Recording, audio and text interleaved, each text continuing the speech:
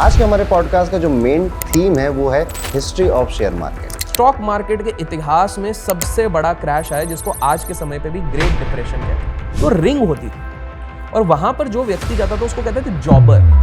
आज के दिन पे जो इंट्राडे ट्रेडर्स कहते हैं ना, वो समय पे जॉबर होते थे। History is never kind to those who try to play God. जिनको भगवान बनने की आदत हो जाती है, इतिहास ने हमेशा उनको पटका है। ठीक है, हर्षद भाई जब रिंग में घुसते हैं, जो सीरीज में भी दिखाया, मनु मानिक का, मनु मुंद्रा का पूरा देखा यार, रुतबा है इस पर। लेकिन इनको हमेशा करते थे, ये गिरा गिरा के पैसे कमा रहे हैं, हमको बस उठा के ले जाना है, because he was the big goal. Harshad Mehta की लाइफ में नंबर 4 का बहुत बड़ा इम्पैक्ट था। जैसे मैंने भी स्टडी किया है, उनकी grow more private limited company थी, उसको ऐड करने पे 4 आता था। उनकी जितनी भी रेट पड़ी है इनकम टैक्स को, ये तो 4, 13 या 22 को ही पड़ी है। उनकी डेथ जो आपने बोली 31, that is also 3+1 for. Her scheme, her scam में द मोमेंट आप सोचते हो कि मैं सबसे ऊपर हूं, मैं भगवान हूं, आपका पतन वहीं से शुरू। सहारा के केस में भी हुआ, किंगफिशर के केस में भी यही हुआ, नीरव मोदी के केस में भी क्या हो गया था, at one point of time वो ये समझने लगा कि मैं डायमंड किंग हूँ। एक रिपोर्ट आई थी एच नाम से, और हमारे देश के वर्ग करके कुछ चल रहा था। हाँ जी, उसकी वजह से एक शेयर, एक क्या पूरी कम्युनिटी ऑफ शेयर्स बहुत बढ़ रहे थे। रेस हमेशा टॉप की होती है, इंसान हो या फिर बाजार हो, अंत में जाना ऊपर ही है।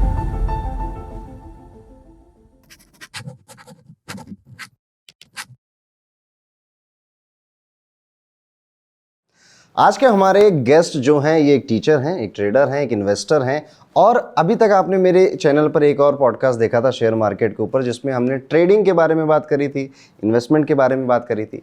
आज के हमारे पॉडकास्ट का जो मेन थीम है वो है हिस्ट्री ऑफ शेयर मार्केट, जहां पर इनसे बेस्ट गेस्ट मुझे तो कोई नहीं मिला, और आपको भी ये पॉडकास्ट देख के यही लगेगा कि इस टॉपिक पे इनसे बेटर कोई और नहीं कर सकता। तो बहुत बहुत स्वागत है अभिषेक जी आपका अरुण पंडित शो पर। आज का हमारा जैसा थीम है कि हमें शेयर मार्केट की पूरी A to Z हिस्ट्री जाननी है। अब वो इंडिया की भी हो या फॉरेन की भी हो, तो आप कहाँ से शुरू करना चाहेंगे? देखिए, इसको ना हम पॉडकास्ट पे हिस्ट्री के आगे एक वर्ड लगाते थे, डार्क हिस्ट्री। ओके। क्योंकि क्या होता है कि जब भी हम शेयर बाजार की बात करते हैं तो हाल फिलहाल में देखेंगे 2020 के बाद काफ़ी बूम आया है। हर व्यक्ति स्टॉक मार्केट के बारे में बात कर रहा है, वो अच्छी चीज़ों के बारे में बात कर रहा है।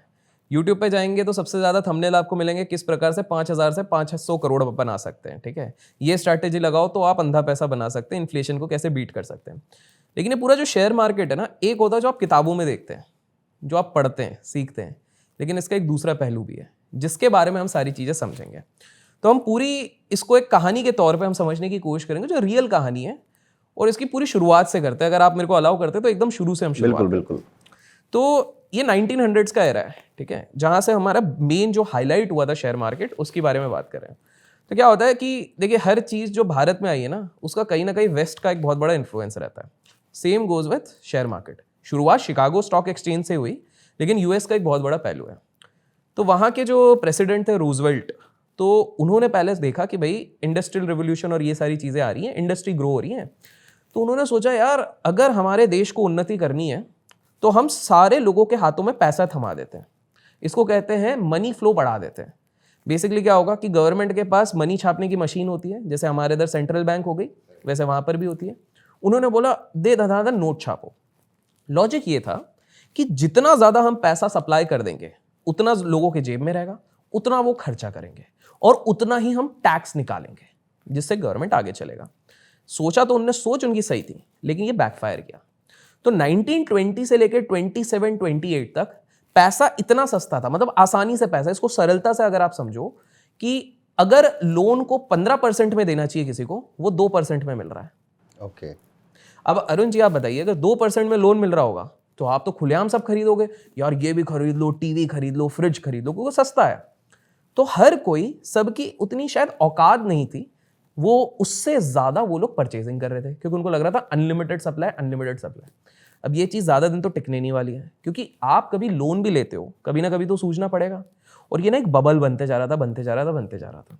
हर कोई खुश था कि यार गवर्नमेंट को टैक्स ज़्यादा मिल रहा है, लोन वाली कंपनी से लोन ज़्यादा लिया जा रहा है, नया नया कंसेप्ट बैंकिंग का आया हुआ था, ये सारी चीज़ें चल रही थी। और इसी का डायरेक्ट रिफ्लेक्शन शेयर बाजार पे चल रहा था यूएस में। यूएस मार्केट दे धनाधन दे धनाधन दे देना चल रहा है। 1929 पे अचानक से ये बबल फटा, और स्टॉक मार्केट के इतिहास में सबसे बड़ा क्रैश आया जिसको आज के समय पे भी ग्रेट डिप्रेशन कहते हैं। ये इतना बड़ा क्यों आया? क्योंकि इसको ग्रेट डिप्रेशन क्यों कहते हैं? क्योंकि 25 साल लग गए इस लॉस से रिकवर होने के लिए पूरे देश को। 25 साल तक भूखमरी चली, 25 साल तक गरीबी चली, 25 साल तक कुछ नहीं हो रहा, स्टॉक मार्केट क्रैश हो गया। अब इसमें अगर आप टेक्निकली देखो, चाहे गवर्नमेंट हो, चाहे एजेंसीज हो, चाहे लोन वाले, वो बुरा नहीं चाहते थे, वो तो बचाना चाहते थे सारी चीजें, लेकिन उन्हीं से जाने अनजाने में ये बहुत बड़ा क्रैश बन गया, जिसको हम ग्रेट डिप्रेशन कहते हैं। तो शुरुआत पहली बार स्टॉक मार्केट हाईलाइट ऐसा हुआ था। एक कंसेप्ट होता है बैंक रन। आज से मैं नाम नहीं लेता हूं, आपकी ऑडियंस समझदार है, वो गेस कर लेंगी कौन सा बैंक के बारे में हम बात कर रहे हैं। आज से ठीक कुछ वर्ष पहले एक बैंक सुर्खियों में आ गया था और अचानक से लोग बोल रहे थे कि ये तो खत्म हो जाएगी, ये बैंक बहुत बड़ी बैंक है, खत्म हो जाएगी। और आपके भी पहचान में काफी सारे लोग होंगे जो उस बैंक से, भारत के बैंक की बात करूं, विड्रॉ करने गए होंगे कि यार र्यूमर्स फैल गए थे कि यार ये बैंक खत्म हो जाएगी, बैंक खत्म हो जाएगी, लेकिन बाद में गवर्नमेंट आई, गवर्नमेंट ने उस चीज को बचाया। इसको कहते हैं bank run. Bank run? Bank run. अच्छा, okay. हर कोई लाइन लगा के अपने डिपॉजिट्स निकालने पे लग जाता है। इसका एक रिपल इफेक्ट लगता है। मान लीजिए बैंक के पास हाइपोथेटिकली 100 रुपए हैं और मान लीजिए उसके पास 100 क्लाइंट है।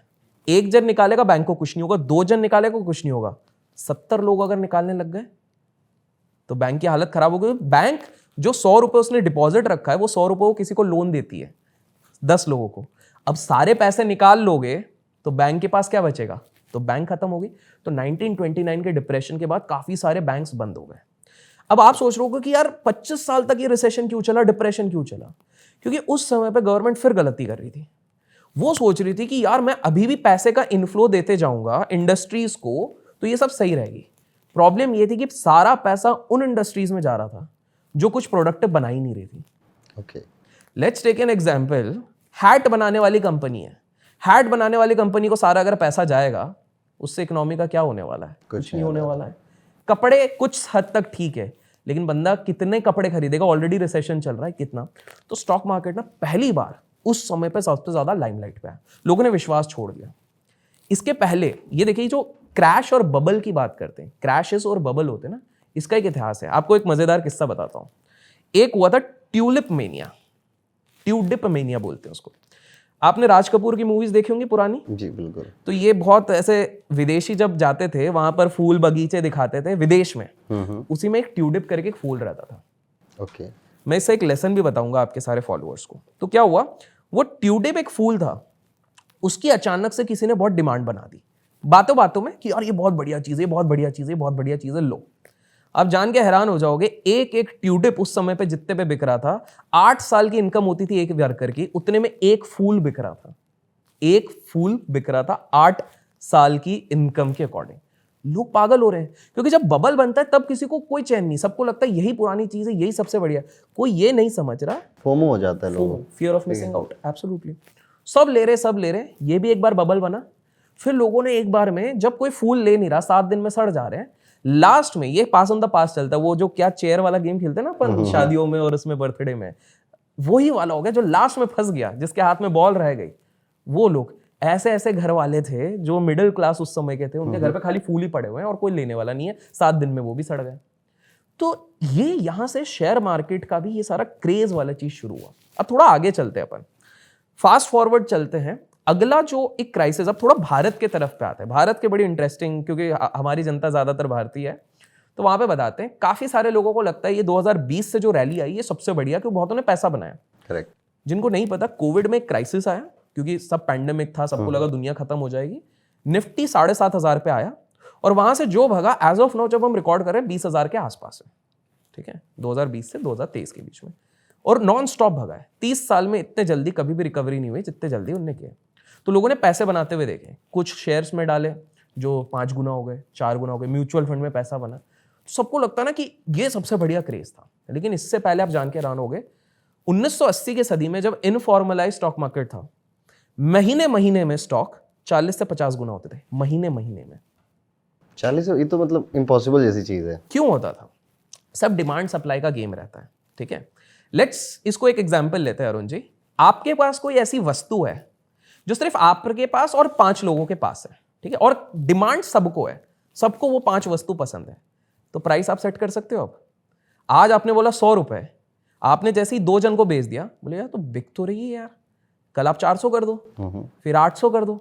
तो डिमांड आ रही थी, सप्लाई नहीं था, तो किसी भी भाव पे चीजें बिक रही थी। ओके। तो लोग अंधाधुन, और उस समय पे ट्रांसपेरेंसी नहीं थी। जैसे आज के समय पे एनएससी, बीएससी, एक्सचेंजेस ये सारी हैं, रेगुलेटर है, सेबी है जो ये सारी चीजें देखती। उस समय पे ये चीजें थी नहीं। तो ये बहुत सारे, और उस समय पे ब्रोकर राज चलता था। ब्रोकर जिनको नहीं समझ में आएगा, आज अगर आप कोई डीमैट अकाउंट खोलते हो तो हम किसी को प्रमोट नहीं कर रहे, लेकिन ज़ीरोधा, अपस्टॉक, आईसीआईसीआई सिक्योरिटीज, कोटक सिक्योरिटीज, एम स्टॉक, इस तरह के सारे ब्रोकर्स रहते हैं। उस समय पे ब्रोकर्स जो इंडिविजुअल लोग थे वो चलाते थे, वो राजा थे, वो उधर के राजा तो थे। ये अर्ली 2000 की बात है। ये तो 80s में, हम 2000 पे आए नहीं हैं, 80s की धीरे धीरे करके आएंगे पूरे 80s पे। ब्रोकर्स का इतना राज चलता था, आपने 100 रुपए में कोई शेयर खरीदा, एग्जाम्पल ले रहे हैं, 100 रुपए में शेयर खरीदा, आप पैसे कमाओ ना कमाओ, 4% आपको ब्रोकरेज देनी है। मतलब आपको अगर मुनाफा कमाना है तो 104 तो आपका नेट कॉस्ट है। ओके। आप 105 के ऊपर बेचोगे तब जाके मुनाफा है, और ऑब्वियसली 1 रुपए के लिए तो बेचोगे नहीं।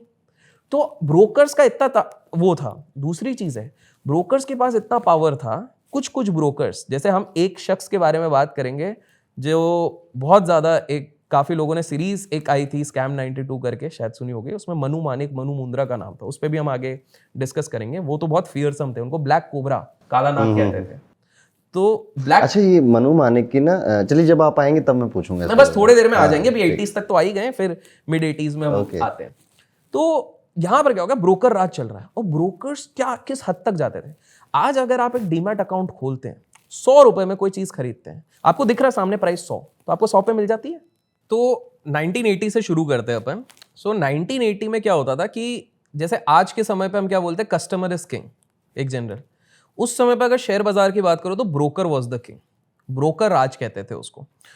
तो आज एक सिंपल सा एग्जांपल लेते हैं। आज अगर आप किसी ब्रोकर के पास जाते हो, लेट्स से कुछ भी हो, आप स्टॉक, ज़ीरोधा, एंजल, किसी के पास भी जाते हो, आप अकाउंट खोलते हो, आप अगर 100 रुपए का शेयर खरीदते हो, 100 रुपीज का अगर आप शेयर खरीदते हो, तो कुछ पैसा या फिर 20 रुपीज फ्लैट ब्रोकरेज लगता है, ठीक है। इस पे तो 20 भी नहीं लगेगा, कुछ पैसा 0.00% कुछ एक लगता है।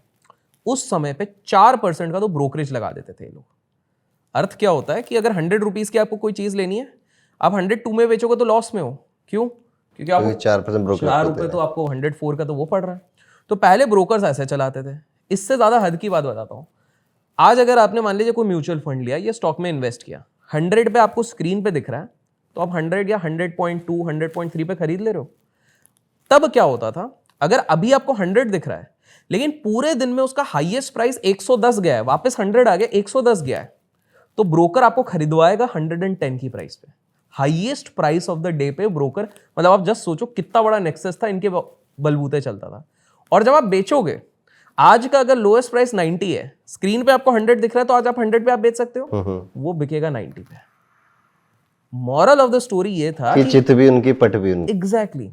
और उनका यूनियन इतना स्ट्रांग था कि उस समय पे, let's take an example, 100 brokers हैं, मेरे को पता है कि एक XYZ ब्रोकर ने धोखाधड़ी करी है, सामने वाले से पूरा लूटपाट मचाया, ब्रोकरेज भी ले लिया, ये भी ले लिया है, मुझे भी पता है मेरे दोस्त ने गलत किया है, तो भी मैं उसके सपोर्ट में खड़ा हो जाऊंगा कि नहीं ये सही है, दिख रहा है गलत है तो भी सही है। मतलब चलना सिर्फ ब्रोकर का था।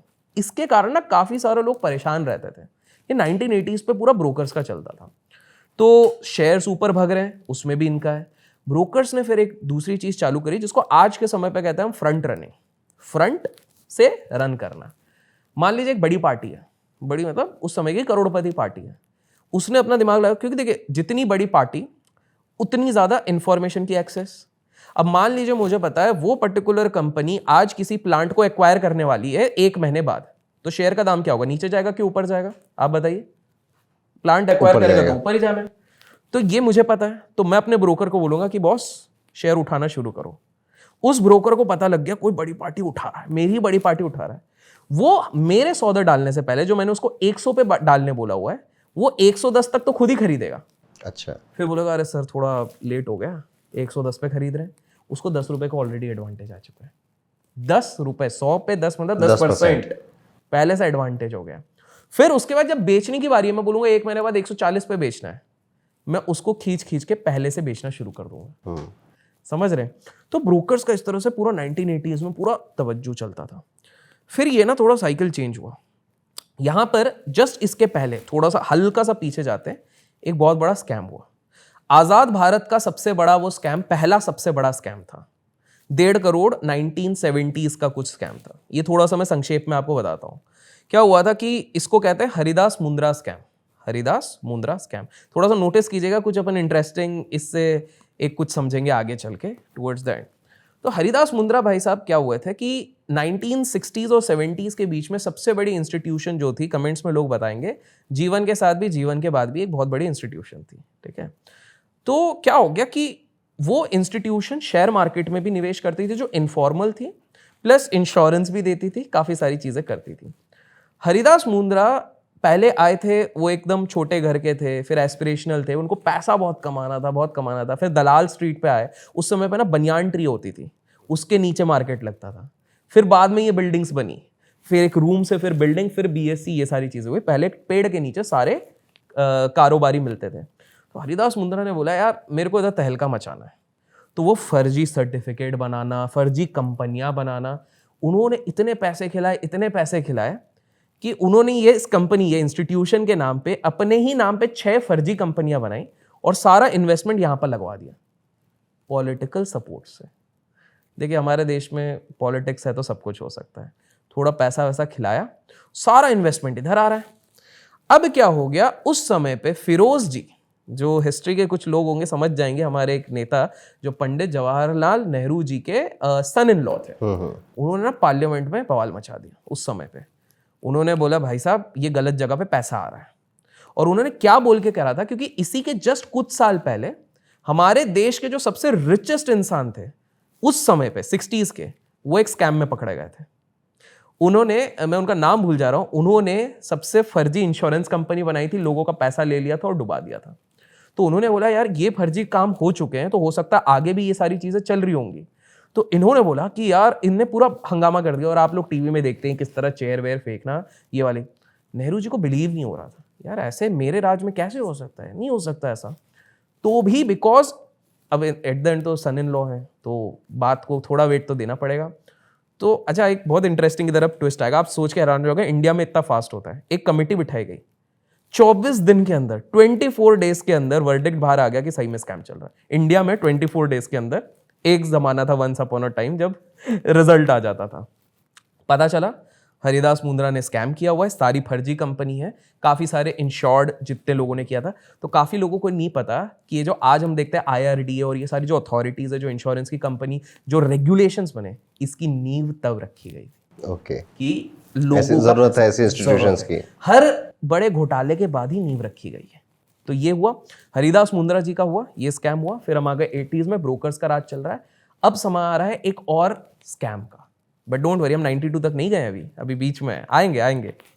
बीच में एक स्कैम होता है। इसमें क्या होता है कि विदेश में जो NRIs बैठे हुए हैं, या जो नॉर्मल विदेशी भी हैं, आपने मूवीज में देखा होगा, ये जो विदेशी गोरे लोग रहते थे, ये हमेशा एक्सप्लॉइट करना चाहते हैं हमारे देश को। आज भी होता है, मतलब दुर्भाग्य की बात है। मैं आपको क्या बोलूं Arun ji, just to built up a context, योग हमारा है, उन लोगों ने मार्केट कर दिया पावर योगा, हॉट योगा और ये, और सब हम मानने लग गए यार योगा। एस्ट्रो भी हमारा ही है, हमारे पूर्वज लेके आए। अब वहां पर आपको भी पता है किस लेवल पर मार्केटिंग होके 1 का 100 गुना करके बेचा जा रहा है हर चीज। कुंडली हमारी होती है, उन्होंने उसको कुछ नया नाम देके वहां पर बेचना शुरू किया। तो एज यूजुअल कुछ विदेशी एक ग्रुप था, हिंदुजा ग्रुप, वो ध्यान रख रहा था कि भाई इंडिया में ना अब प्रोग्रेस आ रहा है, डेवलपमेंट आ रही है, 10% से हमारा ग्रोथ हो रहा है। 10% तो लोग हैरान है यार कैसे हो रहा है ये चीज। तो उस समय पे रूल्स सेट नहीं थे कि फॉरेन इंस्टीट्यूशन कितना स्टेक ले सकती है। उन लोगों ने क्या किया, अच्छी अच्छी जो कंपनियां देख रही हैं उनको तोड़ के, करप्ट प्रैक्टिसेस जो भी है XYZ करके यहां पर एक्विजिशन फालतू के करने लग गए और कंपनियों को तोड़ के बेच रहे हैं, ये सारी चीजें करने लग गए। जो बाद में और एक ये जो हिंदुजा ब्रदर्स आए थे, एक और स्कैम निकला, ये 80s के। अब आ जाते हैं हम थोड़ा 87 के आसपास। अब ये 87 का समय बड़ा इंटरेस्टिंग है, आप समय है तो मैं आपको पूरा बताता हूँ इस चीज को, क्योंकि आज हम हिस्ट्री समझ रहे हैं, डार्क हिस्ट्री। 87 का आसपास का समय है। एक व्यक्ति है, उस व्यक्ति ने, उसके व्यक्ति के पिताजी के बॉल बियरिंग के बिजनेस है, बॉल बियरिंग्स का बिजनेस है।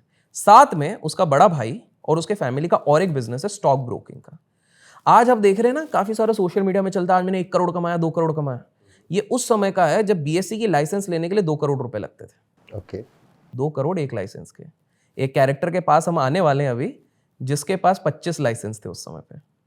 25 × 2 निकाल लीजिए आप अपना। वो भी उस समय के। उस समय वही तो किंग पिन थे उस समय के। तो अभी किंग पिन पे नहीं आए, अभी हम उनके शिष्य पे आए। तो वो उनके अगर बैक स्टोरी जाते हैं तो जब वो 17-18 साल की उम्र के थे तो उनके पिताजी लेके जाते थे रिंग में। जिन लोगों को नहीं पता, आज लोगों को रिंग का कंसेप्ट ही नहीं पता है। सिर्फ वो सीरीज में और थोड़ी मूवीज में देखा होगा, स्कैम 92 और इन सारे सीरीज में देखा होगा। तो रिंग होती थी और वहां पर जो व्यक्ति जाता था उसको कहते थे जॉबर। आज के दिन पे जो इंट्राडे ट्रेडर्स कहते हैं ना, वो उस समय पे जॉबर होते थे। एक समय पे बाजार सिर्फ 12 से लेकर 2:30 बजे तक खुलता था, दोपहर 12 से लेकर 2:30 बजे तक। कुछ घोटाला होता था तो 10-10, 15 दिन बंद रहता था बाजार। इस तरह के सीन होते थे। तो ये व्यक्ति जाता है, ये देखता है यार बहुत चिल्ला चोट हो रही है, इशारे में बात होती है, ये खरीद लो, वो बेच दो, ये ऐसे ऐसे करके बहुत चिल्ला चोट करते हैं। काफी सारे लोगों ने नोटिस नहीं होगा, जो पुराने शेयर मार्केट के इन्वेस्टर हमारे देश के, उनकी आवाज हमेशा मोटी या फटी क्यों आती थी? ओके। चिल्ला चिल्ला के। इसलिए उसमें 15-20 साल का ही उनका टेन्योर रहता था, क्योंकि जिंदगी भर कोई चिल्लाना नहीं चाहता। काफी लोगों के तो वोकल कॉर्ड्स खराब हो जाते थे। आप सोचो ना, दिन भर आप चिल्ला रहे हो, ये बेचो, ये खरीदो, झगड़ रहे हो, तो वो वाली चीज है। तो ये व्यक्ति देखता है एक बंदा, ये पापा के साथ जाता है, 17-18 साल, 16-17 साल का होगा। देखता है पूरे रिंग में सब चिल्ला चोट कर रहे हैं, लेकिन एक बंदा आता है, वो बस ऐसे हाथ करता है, सब कुछ थम जाता है। पावर मतलब कुर्ता पहनता है, डार्क कॉम्प्लेक्स है एकदम, उसको सब उस समय पे ब्लैक कोबरा कहते हैं, मनु मुंद्रा, मनु मानिक। तो ये बड़ा इंप्रेस हो जाता है, यार ये कौन है? हाथ ऊंचा करता है, सब रुक जा रहे हैं, सब हाथ जोड़ रहे, पैर छू रहे हैं, वो जैसे एक आउट ऑफ रिस्पेक्ट होता है ना, सब पैर छू रहे हैं। तब से उसके दिमाग में लग गया। उनके दिमाग में एक चीज थी कि किसी भी प्रोफेशन में आगे जाना है तो आपको एक गुरु, एक मेंटर चाहिए। मेरी ये कंप्लीट फील्ड नहीं है, पापा ब्रोकिंग में है, भाई एक संभाल रहा है, लेकिन आगे सीखूंगा तो इन्हीं से सीखूंगा। ये जो व्यक्ति था वो आरकेडी थे। लोग कमेंट्स में गेस करेंगे मैं किसकी बात कर रहा हूं। और ये बंदा जाके सोच लिया है पापा से कि भैया इसी पे। अब ये जब इनके बारे में पता करते हैं, हर बंदा उधर खड़े होकर सिर्फ खरीदने की बात कर रहा है। अंबुजा खरीद लो, टाटा मोटर खरीद लो, इंडोर करके कंपनी, बहुत सारी अलग अलग, आज तो बहुत सारी कंपनीज एग्जिस्ट नहीं करती हैं, ये कंपनियां खरीदो। ये बंदा खरीदता नहीं है, ये बेचता है। आज के समय पे उसको शॉर्ट सेलिंग कहते हैं। पहले बेचो, बाद में जब भाव नीचे आ जाए खरीदो। 100 पे बेचा, 70 पे आ गया, खरीद लो, 30 रुपए का डिफरेंस आपका पैसा, फायदा। तो ये बड़ा इंप्रेस हो जाता है। अब 32 के एज में दुर्भाग्यवश इनके पिताजी की मृत्यु हो जाती है आरकेडी की। तो भाई बोलता है, और इनने अपना शायद बीकॉम के फर्स्ट या सेकंड ईयर होता है, बोले ड्रॉप आउट करो यार, और इनको इंटरेस्ट है या दलाल स्ट्रीट पे आना है, पैसा तो इधर देख लिया है। क्योंकि उन्होंने अपने गुरु मनु मुंद्रा, मनु मानिक के बारे में सुना है, भैया करोड़ों। वो जो 25 लाइसेंस थे ना, वो मनु जी के पास थे। तो ये जो हमारे एमएम है, इनका पूरा रुतबा चलता था। तो ये आरकेडी साहब ने देखा कि यार गजब माहौल बनाया हुआ इनने। तो जब 32 के एज में इनके दुर्भाग्यवश फादर की देहांत हुई, इन्होंने बोला कि यार इधर आएंगे क्योंकि बहुत पैसा है। तो ये उन्हीं के अंडर आ गया कि भैया मेरे को अपने शरण में ले लो, आप ही मायदाता हो। एक चीज अच्छी थी एमएम की कि इनके साथ जो रहता था वो पैसा बहुत मोटा बनाता था, पर इनके साइड में जो रहा है उसको तोड़ देते थे। आपको बताता हूं कि आज के समय पे अगर किसी कंपनी का डायरेक्टर या सीईओ बनता है तो क्या होता है, एक प्रोसेस रहता है, आपने इतने साल मेहनत करी है। उस समय पे ऐसा नहीं होता था। बड़ी सी बड़ी कंपनी, मनु भाई ने लिख के दे दिया है तो यही बंदा सीईओ बनेगा, चाहे उसमें क्रेडेंशियल्स हो, चाहे उसने ग्रेजुएशन करी हो, कुछ भी करी हो, मनु भाई ने बोला है तो यही बनेगा। ऐसा तो नहीं होगा कि हर कोई सुनेगा। जिसने नहीं सुना उसकी कंपनी 2 साल में पता नहीं बैंकरप्ट हो जाती थी। मतलब इतना ज्यादा पावरफुल इंसान। ये इतने पावरफुल क्यों थे पता है? क्योंकि ये 360 डिग्री खेलते थे। ये उस समय के प्राइवेट बैंक भी थे। शेयर बाजार के लिए कोई भी बैंक लोन नहीं देती है कि आपको खरीदना या बेचना है। तो अगर मान लीजिए आप एक नए व्यक्ति आए हो जिसकी सैलरी है 1000 रुपए महीने की, पर आपको शेयर बाजार में घुसना है दलाल स्ट्रीट पे। आपको पैसे चाहिए क्योंकि मेरे को 1000 में मैं कितने शेयर खरीद लूंगा, पैसे जल्दी तो बनेंगे नहीं, ग्रीड है, पैसे जल्दी बनाने हैं। तो आप आओगे एमएम के पास, मनु भाई के पास। मनु भाई बोलेंगे जा तेरे को मैं पैसे दिया, कितने चाहिए? 50,000, 1 लाख, ये ले, ठीक है। ये सबको पैसे बांटते थे। रेट ऑफ इंटरेस्ट एक पॉइंट पे 15% महीने का भी जाता था। महीने का 15%, साल का नहीं बोल रहा हूँ, साल का 180%। सामने वाला ये आंकड़ा नहीं लगाता था कि बोले यार ठीक है ये वाला लिया। अब मनु भाई का दिमाग सोचो। मनु भाई को पता है इस बंदे ने इतने सारे, आप एक नहीं 100 बंदे आए, मुझसे उधार लिया है, कहां पैसा लगा रहे, क्योंकि बीएसई में उनकी चल रही है, उनको पता है कहां लगा रहे हैं। अच्छा, 1 2 3 इन शेयर पे ये सारे लगा रहे हैं। स्वाभाविक सी बात है, अगर कोई बंदा उधार में पैसा लेके जा रहा है मतलब उसके पास पैसे की कड़की है। अगर 100 लोगों ने XYZ शेयर पे लगाया हुआ है, मतलब 100 कमजोर हाथों ने उधर लगाया। मनु भाई आपको ही पैसा देंगे, बाद में अपने ग्रुप को मिला के उसी शेयर को ठोकते थे। अब क्या होगा, अचानक से जब आपको किश्त देनी, आप देख रहे हो यार मैंने तो 100 रुपए पे लिया था, अभी हो गए 50, EMI भी भरनी है, पैसे नहीं है, नुकसान में काटो। जब 100 लोग काटेंगे उनको देख के और 500 लोग काटेंगे, तो शेयर 100 रुपए का आ गया 20 रुपए पे। EMI से भी कमाया, इंटरेस्ट से भी कमाया, ठोक के भी कमाया। और अगर कोई कंपनी का प्रमोटर या CEO ज्यादा तेज चल रहा है तो कंपनी को बेच बेच के खत्म कर दो। इतना रुतबा था उनके अंदर, उनको ना चैलेंज किया। लेकिन अब बात आ जाते हैं कि हमारे देश के एक बहुत ही प्रसिद्ध जाने माने बिजनेसमैन आते हैं, 10 रुपए के शेयर पे फ्लोट करते हैं अपनी कंपनी के IPO फेस वैल्यू पे, नन अदर देन धीरू भाई साहब। और धीरू भाई साहब को क्यों लोग आज भी रिलायंस को इतना क्यों मानते हैं, मैं कोई प्रमोट नहीं कर रहा हूं, बट क्यों मानते हैं, उसकी कहानी की शुरुआत यहां से होती है, नींव यहां से होती है। तो धीरू भाई साहब ने ना, देखो एक चीज होता है, जो बंदा जमीन से उठता है ना उसको पता हमेशा प्रिपेयर्ड रहता है, उसको एक इनसिक्योरिटी रहती है, कल को मेरा पद चले गया तो, कल को मेरा पैसा चले गया तो, कल को मुझ पर अटैक हो गया तो धीरू भाई साहब ने बहुत जल्दी चला रहे थे। बहुत कम लोगों को पता है वो पहले पेट्रोकेमिकल्स में नहीं आए थे, टेक्सटाइल्स में आए थे। विमल नाम का उनका एक टेक्सटाइल चलता था। और उस समय पे मैं सिर्फ इनिशियल लूंगा, लोग गेस करेंगे, बी नाम से एक ग्रुप ऑफ कंपनीज चलती है, बी नाम से। वो उस समय पे टेक्सटाइल हो, इंडस्ट्री हो, बहुत ज्यादा चलती थी। बचपन में हमने बहुत किस्से सुने इस कंपनी के। आज भी है वो कंपनी, AB करके आता है, A हटा दो, सिर्फ B बता रहा हूं, ठीक है। तो उन लोगों का ना दिमाग खराब हो रहा है कि भैया नया लड़का आ रहा है और किसी भी इंडस्ट्री में नए लड़के को चलने नहीं देना यार, इसको कुछ करके रोकना पड़ेगा। पहुंच गए मनु भाई के पास, मनु भाई संभालना पड़ेगा इसको, शेयर मार्केट में भी बवाल मचा रहा है, कुछ करके इसको रोको, इसको ऐसा ठोको कि ये कर नहीं सकते। उस समय पे करीब 21 लाख शेयर मार्केट में फ्लोट थे, 21 लाख शेयर्स फ्लोट थे। मतलब एक तरीके से समझो इतने ही शेयर मार्केट में घूम रहे हैं। स्वाभाविक सी बात है, सबसे ज्यादा प्रमोटर के पास थे, बाकी पब्लिक में बटा हुआ है, ठीक है। क्या हो गया, जो बेयर गैंग था, बेयर मतलब जो हमेशा मार्केट को नीचे गिराना चाहता है, इन लोगों ने अपना पूरा प्लान बनाया 1-2 महीने में कि बॉस एक साथ प्रहार करेंगे और गिराएंगे। इनको ये नहीं पता कि धीरू भाई चीज को ये भनक लग चुकी है। तो इन्होंने डिसाइड करके मार्केट से गिरवी लेके 11 लाख शेयर बेचने की शुरुआत करी। अब देखो उस समय पर मार्केट काफी छोटा था, ज्यादा प्लेयर्स थे नहीं, तो पता कर लिया जा सकता था। धीरू भाई सोचे इतना तो मेरा मार्केट में ही फ्लोट नहीं कर रहा इतना शेयर, तो ये इतने सारे बेच कहां से रहे, मतलब कुछ तो दाल में काला है, ठीक है। तो धीरू भाई साहब ने बाद में कहीं, उनको बोलते हैं फ्रेंड्स ऑफ रिलायंस कहते हैं उस समय पे, इसकी भी बड़ी इंटरेस्टिंग स्टोरी है। फ्रेंड्स ऑफ रिलायंस से कहीं से कुछ फोन वोन लगे, बाहर से विदेश से राउट होके पैसे आने लग गए। इधर बेयर वाले बेचे जा रहे रिलायंस के शेयर, पर ये परेशान कि ये थोड़ा सा गिरने के बाद हमेशा संभल जा रहा है, फिर बेच रहे हैं, कोलकाता से लोग बेच रहे हैं, इधर से बेच रहे हैं, उधर से बेच रहे हैं। और ये परेशान है कि यार इतना बेचने के बाद भी ये गिर क्यों नहीं रहा, क्योंकि फ्रेंड्स ऑफ रिलायंस जो उस समय के फोन से खरीदे जा रहे हैं। अब ये परेशान है क्योंकि अब बहुत ज्यादा हीटेड हो गए, इनको समझ में नहीं आ रहा इनका सोर्स ऑफ फंड्स क्या है, ये तो बिजनेस ही फंड्स होने चाहिए। आपको बता दूं उस समय पे क्या होता था कि आपके पास शेयर ना भी हो तो आप उसको बेच देते थे, लेकिन कुछ XYZ दिन बाद, जैसे 30-40 दिन बाद आपको डिलीवरी लेनी पड़ेगी। अगर आपने बेच दिया, आपके पास शेयर नहीं है, ऐसा तो चलेगा नहीं, आपको कभी तो खरीदना पड़ेगा।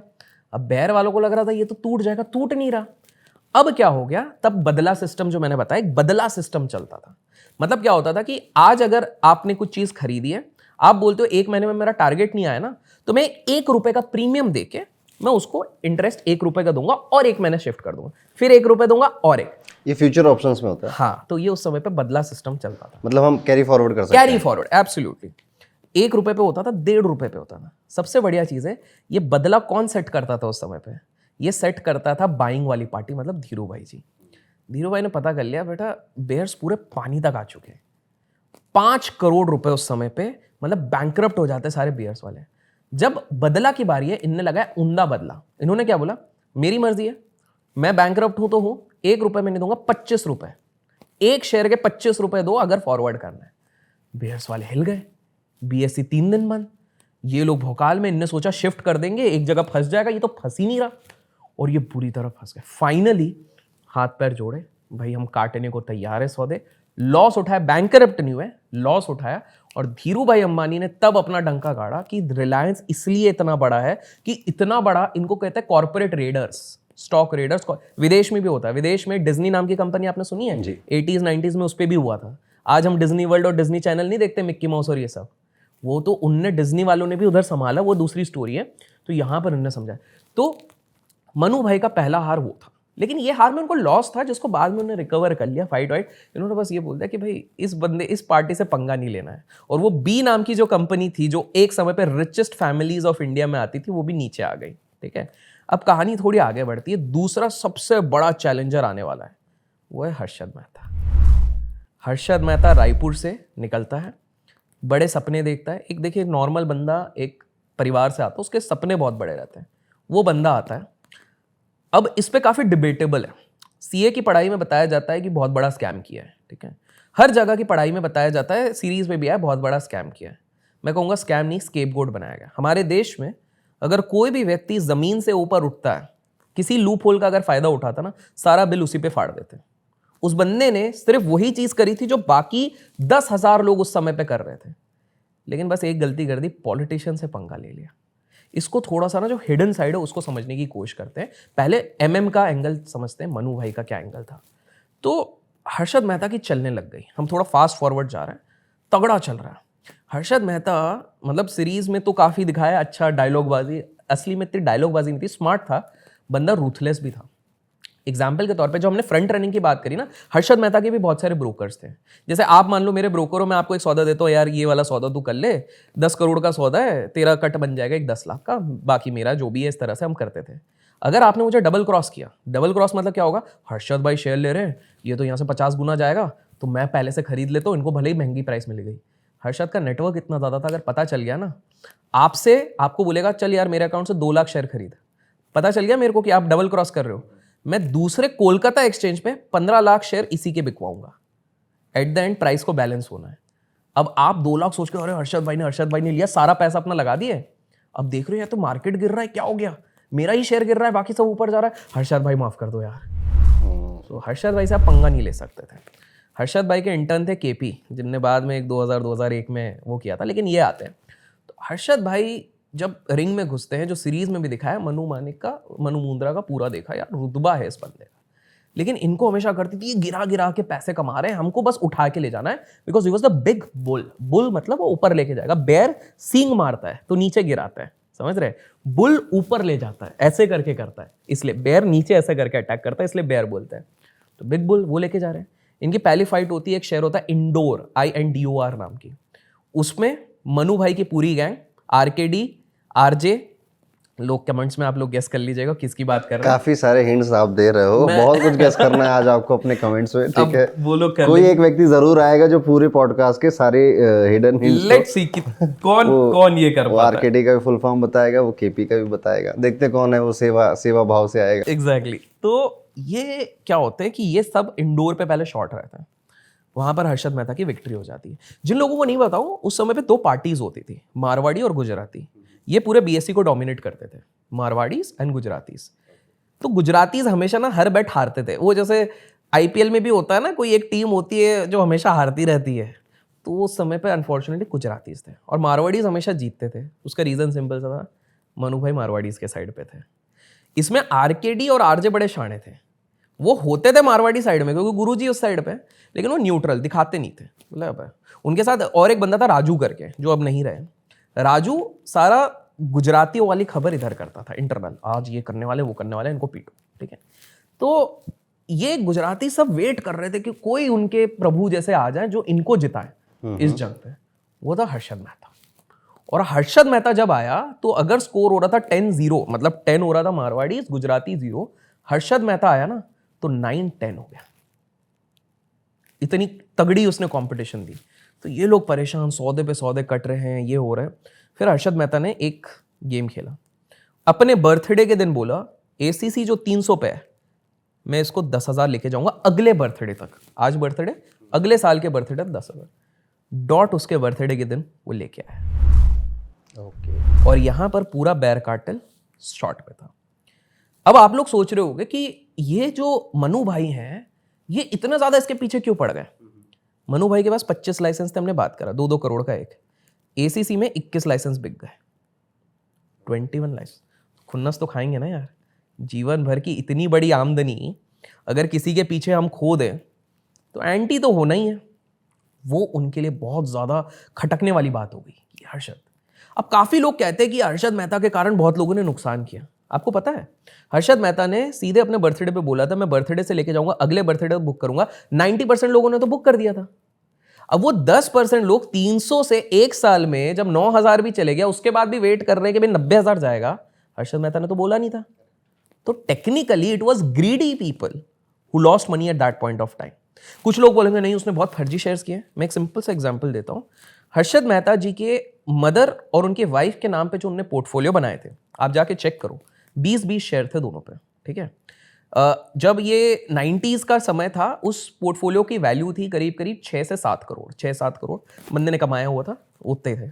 अगर उनने जो स्टॉक्स लिए थे, टाटा मोटर्स, एसीसी, जो क्वालिटी स्टॉक्स, रिलायंस, ये सब उनके पोर्टफोलियो में थे। मैंने कैलकुलेट करा, अगर ये स्कैम के बाद भी पकड़े बैठे रहते आज के समय पे, उस समय से लेकर अभी तक 92 से मैं बात कर रहा हूं, 80 टाइम्स हो चुका है उनका पोर्टफोलियो, 80 गुना। तो आप ये नहीं कह सकते हो कि उनने बहुत, हाँ उनके पोर्टफोलियो में एक मेरे को खराब स्टॉक दिखा था जो मैंने अपने एनालिसिस से निकाला था, जिन्होंने आपके दिल्ली नोएडा के एक बहुत बड़ा ब्रिज बनाया था और उसके बाद बैंक्रप्सी पे चले गए, कॉन्ग्लोमरेट बनाने की कोशिश कर रहे थे, जेपी बोलते हैं शायद उनको, तो वो वाला, ठीक है।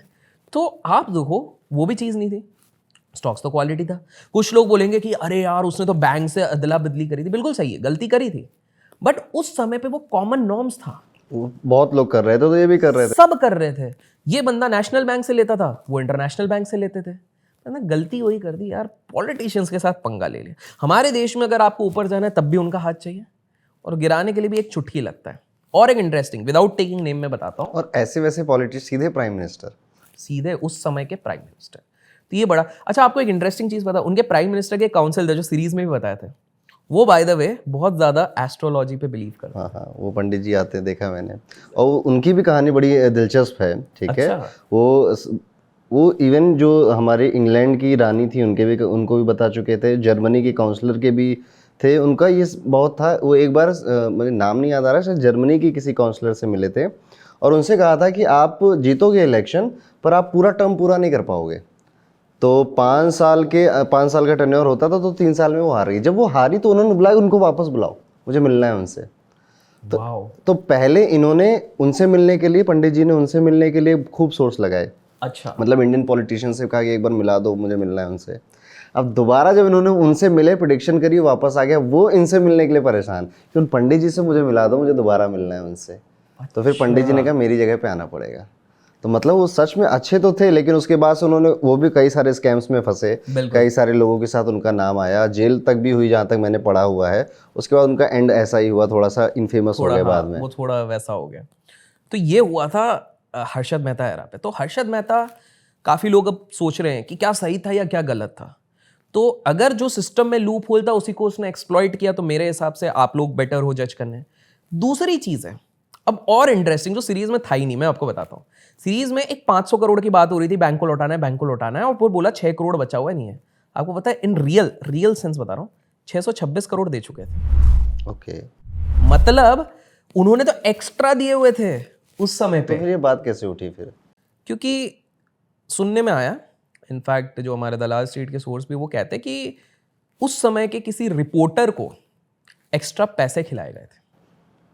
जिन्होंने ये सीरीज जो भी है, आप नाम नहीं ले रहे हो, नाम नहीं ले रहे, कौन रिपोर्टर है वो हर्षद मेहता के एक्सपोज किया। तो ये ऐसा सुनने में आया कि भैया उन्होंने पैसे लिए और ये वाली चीज हुई। एंड लेजिट सवाल उठे उसके बाद, क्यों इस केस के बाद अदर देन इतने सारे नाम थे उस समय पे, क्यों एक ही पे बार बार नाम आया? आप एक बात बताइए, 10,000 करोड़ का स्कैम है, चलो है, एक बंदा खींच सकता है 10,000 करोड़ का स्कैम? आज आप भी सोचोगे 10,000 करोड़ नहीं खींच पाएंगे स्कैम, अगर सोचोगे। मैं तो 10 करोड़ का भी नहीं खींच पाऊंगा। अब जो भी है, तो पॉइंट है, स्कैम तो करना ही नहीं है, बट सिंपल सा है। तो पॉइंट है, जो बट क्या होता है, परसेप्शन बिल्डिंग का गेम होता है। एक बार मीडिया में आपने एक परसेप्शन बना दिया तो लोग सोचते नहीं है। ये परसेप्शन क्लियर होते होते तो सीरीज आया, तब लोगों को समझ में आया कि नहीं भाई वो इतना भी बुरा नहीं था, वो तो चाहता था। हिज पॉलिसीज, उसने तब से डिसाइड कर लिया था कि भैया एफआईआईज आएंगी तो हमारा देश ग्रो करेगा। एफआईआईज आई, हमारे आदरणीय मोदी जी लेके आए, जिसके कारण ग्रो हुआ। Not favouring any political system और समथिंग, बट हमने देखा है जब भी एफआईआईज का इन्फ्लो आता है हमारी इकोनॉमी ग्रो करती है। आज जो हम सैलरीज का स्ट्रक्चर देख रहे हैं, आज भी हम 20,000 पे ही रहते हैं काफी सारे एम्प्लॉयज। क्यों ये 2 लाख पे आ गया? क्योंकि इंटरनेशनल रेट के कंपटीशन हो गया ना, एमएनसीज इतना पे करने लग गए, इंटरनेशनल प्रोजेक्ट आ गए तो इधर भी होने लगे। आपने कभी सोचा था हमारी पब्लिक सेक्टर बैंक जो एग्जाम दे के जो निकल रहे हैं उनको 8 लाख का सीटीसी लगे, 10 लाख का? कभी नहीं सुना था। तो 2-3 बस सरकारी नौकरी चलता था, आज हो रहा है। क्यों हो रहा है? This is the reason. तो उनके विजन बहुत सही थे जो उन्होंने सेट किया था, बट पॉलिटिक्स से पंगा लेना उनको भारी पड़ गया। और एक इंटरेस्टिंग चीज मैं इस पे बताता हूं कि 1989 पे इनके घर पे एक इनकम टैक्स रेड पड़ी थी हर्षद मेहता केस में, जिसपे कि उन्होंने एक बहुत प्यारा सा लेटर, ऑब्वियसली उनके लॉयर ने लिखा होगा, इनकम टैक्स डिपार्टमेंट को लिखा था कि यार देखो 4.5 करोड़ रुपए का मैंने टैक्स भरा हुआ है, 89 की बात है, आप एलिगेशन लगा रहे हो कि जो घर वर लिया हुआ है।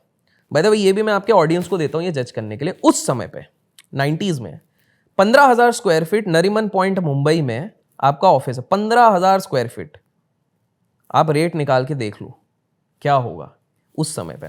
24 करोड़ का टैक्स भरा था, हाईएस्ट इंडिविजुअल टैक्स पेयर था 92 के। तो क्या हो गया, 89 पे आते तो उन्होंने एक लेटर लिखा बढ़िया ड्राफ्ट करके कि यार बॉस ऐसा ऐसा सीन है, मैंने तो सब ऑनेस्टली भरा हुआ है, जो भी आपने बोला है, कैपिटल गेन टैक्स भी भरा हुआ है, सारी चीजें भरी हुई हैं, तो आप क्यों ये चीज कर रहे हो?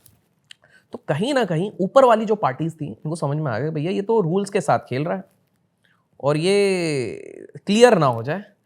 तो कुछ ऐसे षड्यंत्र रचे गए कि इतने केस डालो, जिंदगी भर नहीं निकल पाए। आप जान के हैरान हो जाएंगे 2016-18 तक उनकी वाइफ और उनके ब्रदर फाइट कर रहे हैं।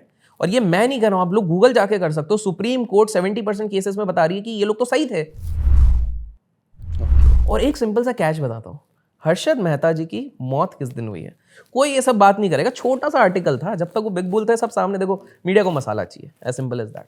अब एक सिंपल सी चीज बताता हूं, हर्षद मेहता जी की मृत्यु उस दिन हुई है जिस दिन ज्यादा पुलिस फोर्स है नहीं जेल के पास, जिस दिन हर कोई बाहर की ड्यूटी पे लगा हुआ है, और यह है 31 दिसंबर, हैप्पी न्यू ईयर।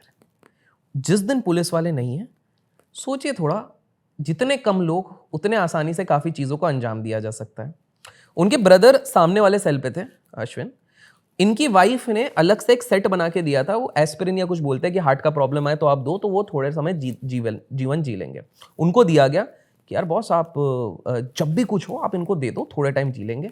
वो चिल्लाते रहे उस दिन कि दे दो, लास्ट मोमेंट पे दिया।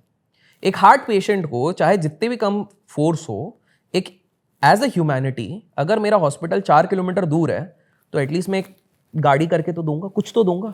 चला के ले जाया गया पैदल, कैसे जीने वाले हैं?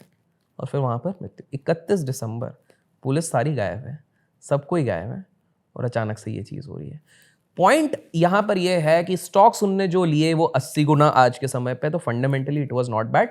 थोड़े बहुत देखिए यार, प्रॉफिट नुकसान is a part of game. मैं खुद बताता हूँ, मैं 2 साल बीच में नुकसान में था। 2 साल अभी बीच में क्या, मैं तो स्टार्टिंग में भी 2.5 साल नुकसान था, बीच में 2 साल। प्रॉफिट लॉस स्टॉक मार्केट का एक नियम है, लेकिन इतने लंबी अवधि में अगर 80 गुना हो रहा है अप डाउन के बाद भी, तो हो गए। अच्छा, कुछ लोग बोलेंगे अरे यार एसीसी किसी ने 10,000 पे लिया होगा तो वो तो लुट गया, क्योंकि आज तक 10,000 नहीं है। यही है, शेयर मार्केट के लोगों को नहीं पता स्प्लिट बोनस के हिसाब से। अगर किसी ने सबसे टॉप पे भी लिया होता ना, आज स्प्लिट बोनस मिला के अगर उसने 10,000 रुपए का एक शेयर लिया होता, आज उसकी वैल्यू 90,000। ओके, 9 टाइम्स तभी भी है। अगर उसने पीक पे लिया होता तब भी है। सबसे पहली बात तो आपको कहीं तो बुक करना चाहिए। 30 गुना हो गया यार साल भर में, कितना ग्रीडी हो गए। और सबसे ज्यादा लूटे कौन है? जो उधार के पैसे से पैसा लगा रहे थे। क्योंकि सब देखो, कभी भी शेयर मार्केट का एक रूल याद रखिएगा, फॉलो कीजिए, किसी को भगवान मत बनाओ। कुछ लोगों ने ना भगवान बना देता। हर्षद भाई ने बोल दिया, हर्षद अगर लिटरली अगर सड़क पे चलते हुए बोल देता था ना कि यार ये पीनट्स बड़े अच्छे हैं, पीनट रिलेटेड कोई कंपनी हो या पी भी लिखा हो, वो अगले दिन सर्किट ऊपर मार देती थी। यही 2021 या 22 में भी हुआ था, जो ऑक्सीजन वाले स्टॉक्स बिक रहे थे। एग्जैक्टली, वो लोगों को पता भी, वो एक्चुअली ऑक्सीजन बेचते भी नहीं थे, उसके नाम में ऑक्सीजन था। और इसी से, बिकॉज आपने ये छेड़ा हुआ है, आप थोड़ा आगे बढ़ जाते हैं अपन। यही मैं यहाँ पे एक चीज़ आपको कहूँगा कि हर्षद मेहता की लाइफ में नंबर 4 का बहुत बड़ा इम्पैक्ट था। जैसे मैंने भी स्टडी किया है, उनकी grow more private limited company थी, उसको ऐड करने पे 4 आता था। उनकी जितनी भी रेट पड़ी है इनकम टैक्स को, ये तो 4, 13 या 22 को ही पड़ी है, और उनकी डेथ जो आपने बोली 31, दैट इज़ ऑल्सो 3+1 फर। तो जितने भी कांड हर्षद मेहता के साथ हुए हैं, हम आपके लिए स्क्रीन पे भी लिख देंगे, मैंने एनालाइज किया है पूरा इनका। ये नंबर 4 वॉज चेजिंग हिम, उनको पीछा कर रहा था। और जैसे आपसे मेरी ऑफ कैमरा बात हो रही थी, आप भी बोल रहे थे कि उनके पंडित जी ने शायद उनको कुछ बताया था, और उसके बारे में आप ही थोड़ा बता दीजिए। तो उनके पंडित जी ने उनको क्या बोला हुआ था? एक्चुअली उनके पिताजी गए थे पंडित जी के पास, ये before Harshad Mehta became the Harshad Mehta. तो उनके पिताजी ने कुछ तो भी दिखाया था और पंडित जी ने बोला था कि बोले आपके पास धनराशि बहुत आएगी, लेकिन इतनी विघ्न बाधाएं आ जाएंगी अगर आपने कुछ इसका रेमेडी नहीं निकाला कि वो सारी चीजें चले जाएंगी झट से, आपको पता भी नहीं चलेगा हर जगह से।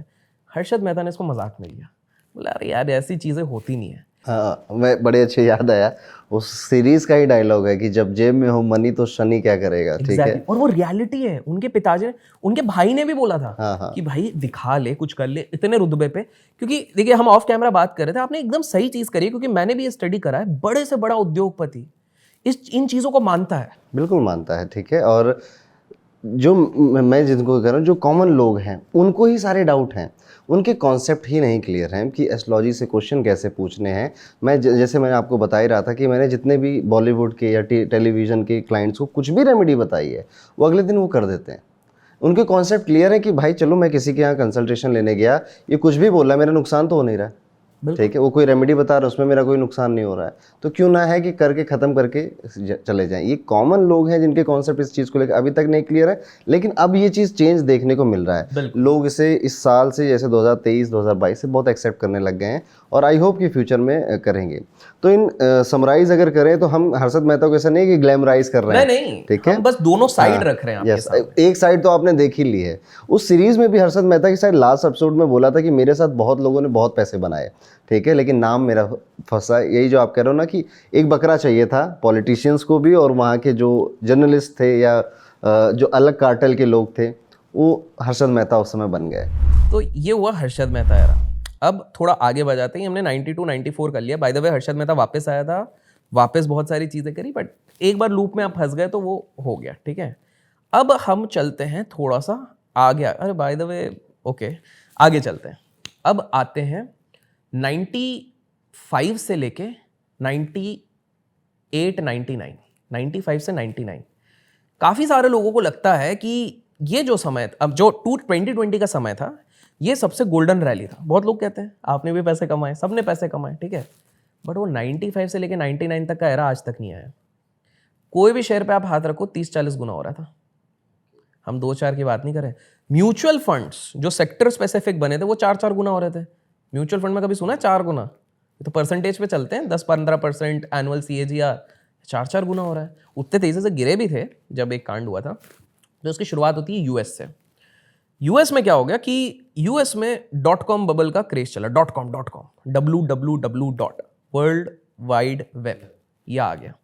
सब बावले हो रहे हैं, सबको लगा this is the big thing, हर कोई इस पे लगा पड़ा हुआ है, और ये चल भी अच्छा रहा था। स्टार्टिंग की जो कंपनीज आई वो बहुत बढ़िया चल रही थी। प्रॉब्लम ये हो गई, कंपनीज बढ़ गई, उतने लोग अडेप्ट नहीं कर रहे थे उतनी स्पीड में जितना लोगों ने सोचा था। सबको लगा मार्केटिंग में कॉस्ट लगाओ, बहुत ज़्यादा नंबर दिखाओ, इन्वेस्टर से पैसा उठाओ। सिलिकॉन वैली तब चल रहा था, उस समय पे खतरनाक उठाए जा रहे थे। एक pets.com करके भी कुछ तो भी एक आया था, पेट्स करके कुछ आया था, वो भी बहुत चला था। मतलब IPO के बाद ही वो, मतलब $1 का शेयर $70 जा रहा है। इस तरह से काफ़ी सारी चीज़ें हो रही है, और 70 के बाद जीरो भी हो गया, वो बात अलग है। तो ये वाली सारी चीज़ें हो रही हैं। इनफैक्ट आपको बता दूं, उस समय पर भारत में भी या वहाँ पर भी एक इधर भारत में कचरे की कंपनी थी, सीवेज ट्रीटमेंट कंपनी। उसने बोला यार हमारा शेयर चल नहीं रहा, ठीक है, शेयर चल ही नहीं रहा था, मतलब इतने सालों में 10-15% का रिटर्न दे रहा है, क्या किया जाए। उन्होंने कंपनीज की उसमें जो चेंज करना रहता है, MCA जैसे आज बोलते हैं, तब जो भी था, उधर जाके उन्होंने IT सर्विसेज लिमिटेड सामने लगवा दिया। 300% भाग गया 2 महीने में।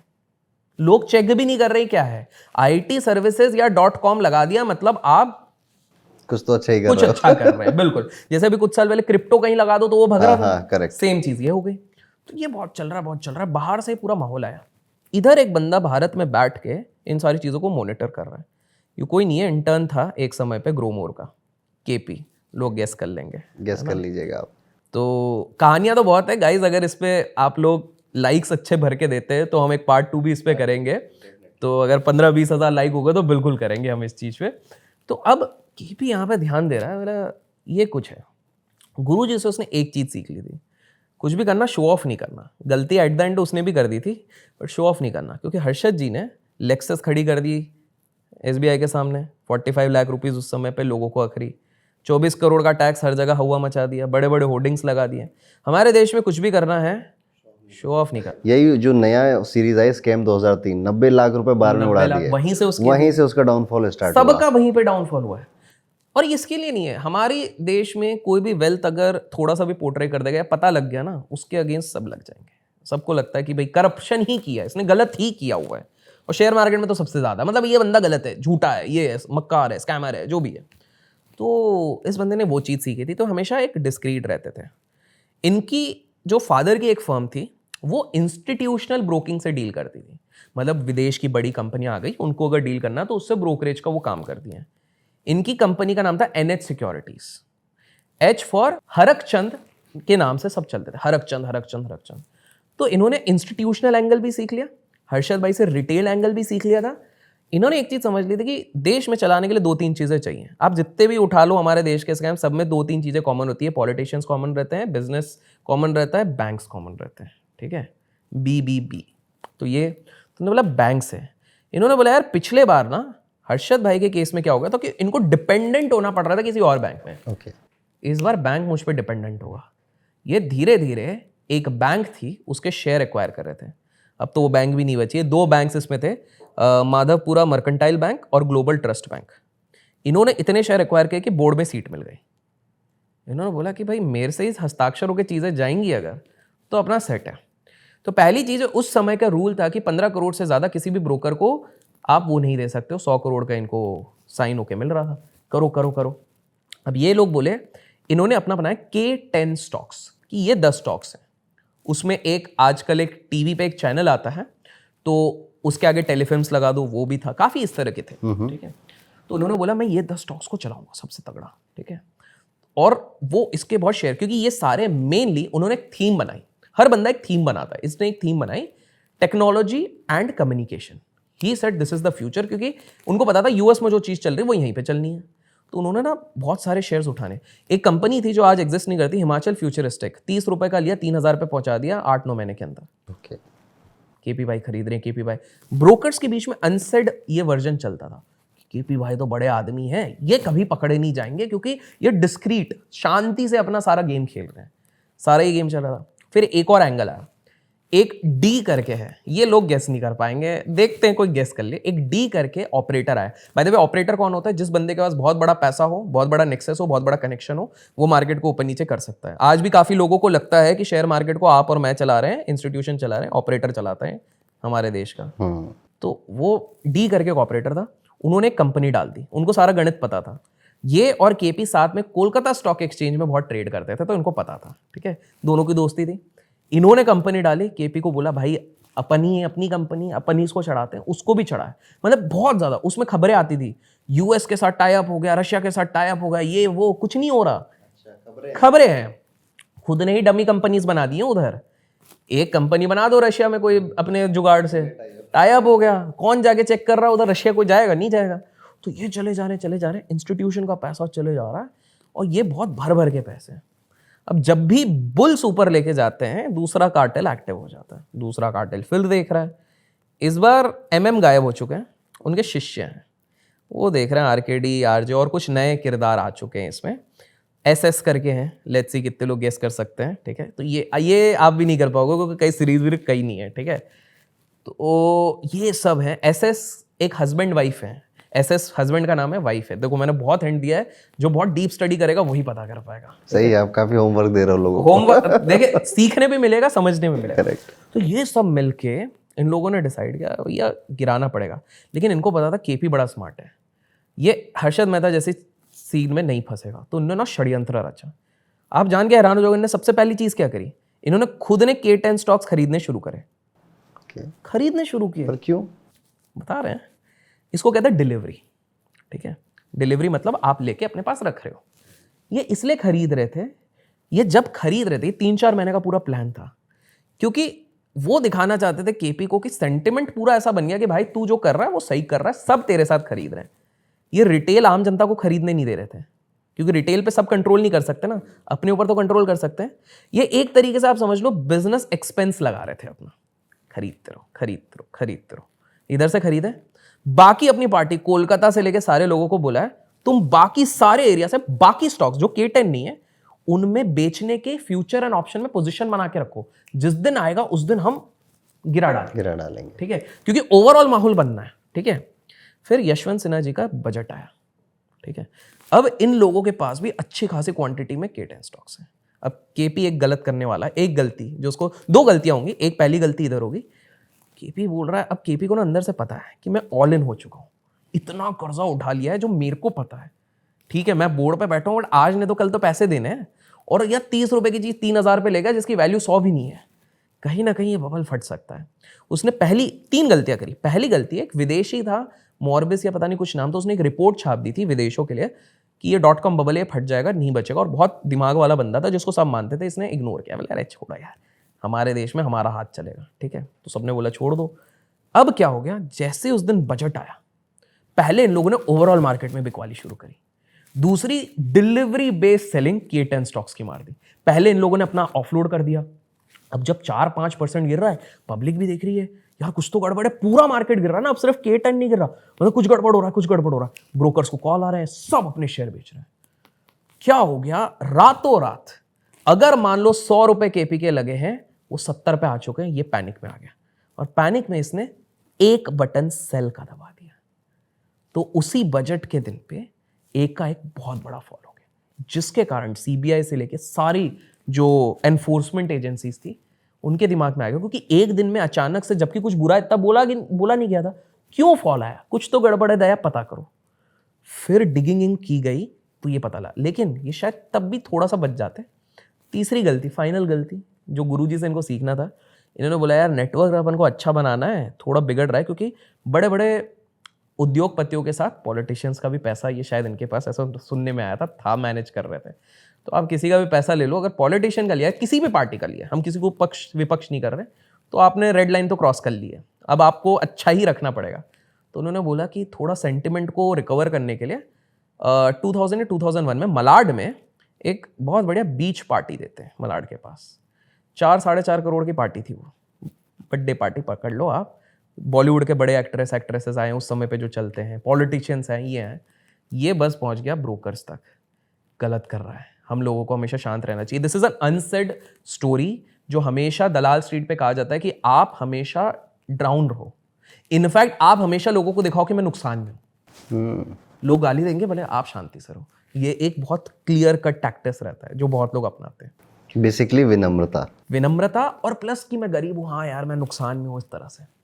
पर इनने ये जब पार्टी करी तो ये बस थोड़ा फैल गया, एजेंसीज लगी, इन पे ब्लेम आया, कोलकाता स्टॉक एक्सचेंज खत्म हो गया, क्योंकि ऐसे सौदे पड़े, ऐसे डिफॉल्ट हो गया, एक स्टॉक एक्सचेंज उड़ गया, इनके ऊपर रेगुलेटर ने निकाला कि आप 10-12 साल तक ट्रेड नहीं कर सकते। वो बात अलग है कि सुनने में आया वो तब भी कर रहे थे दूसरे कहीं से, जो भी है। तो ये हुआ, तो ये 2000-2001 में था।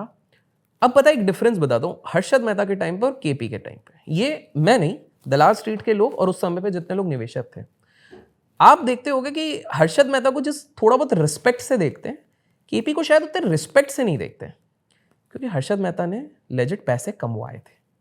हाँ, जब हर्षद मेहता को रिस्पेक्ट मिलती है। तो आपने एक चीज नोटिस करी होगी कि हर्षद मेहता की जब भी बात होती है उसको कहीं ना कहीं थोड़ा रिस्पेक्ट दिया जाता है, लेकिन केपी पे इतना नहीं, क्योंकि हर्षद मेहता ने पैसे बनवाए थे, खुद के ही नहीं बाकियों के भी। केपी के केस में कहा जाता है कि मोस्टली उसी ने बनाया और उसी ने जो किया था वो ऐसा नहीं था, उसको देख के लोग काफी कॉपी करने का प्रयत्न कर रहे थे, लेकिन किसी ने ऐसा बहुत ताबड़तोड़ पैसा नहीं बनाया। That is one of the reasons. और एक डिफरेंस है, हर्षद मेहता और केपी में क्या डिफरेंस है, सबसे बड़ा डिफरेंस, हर्षद मेहता जमीन से आए विदाउट एनी गॉडफादर, केपी के 3 गॉडफादर थे। कौन कौन?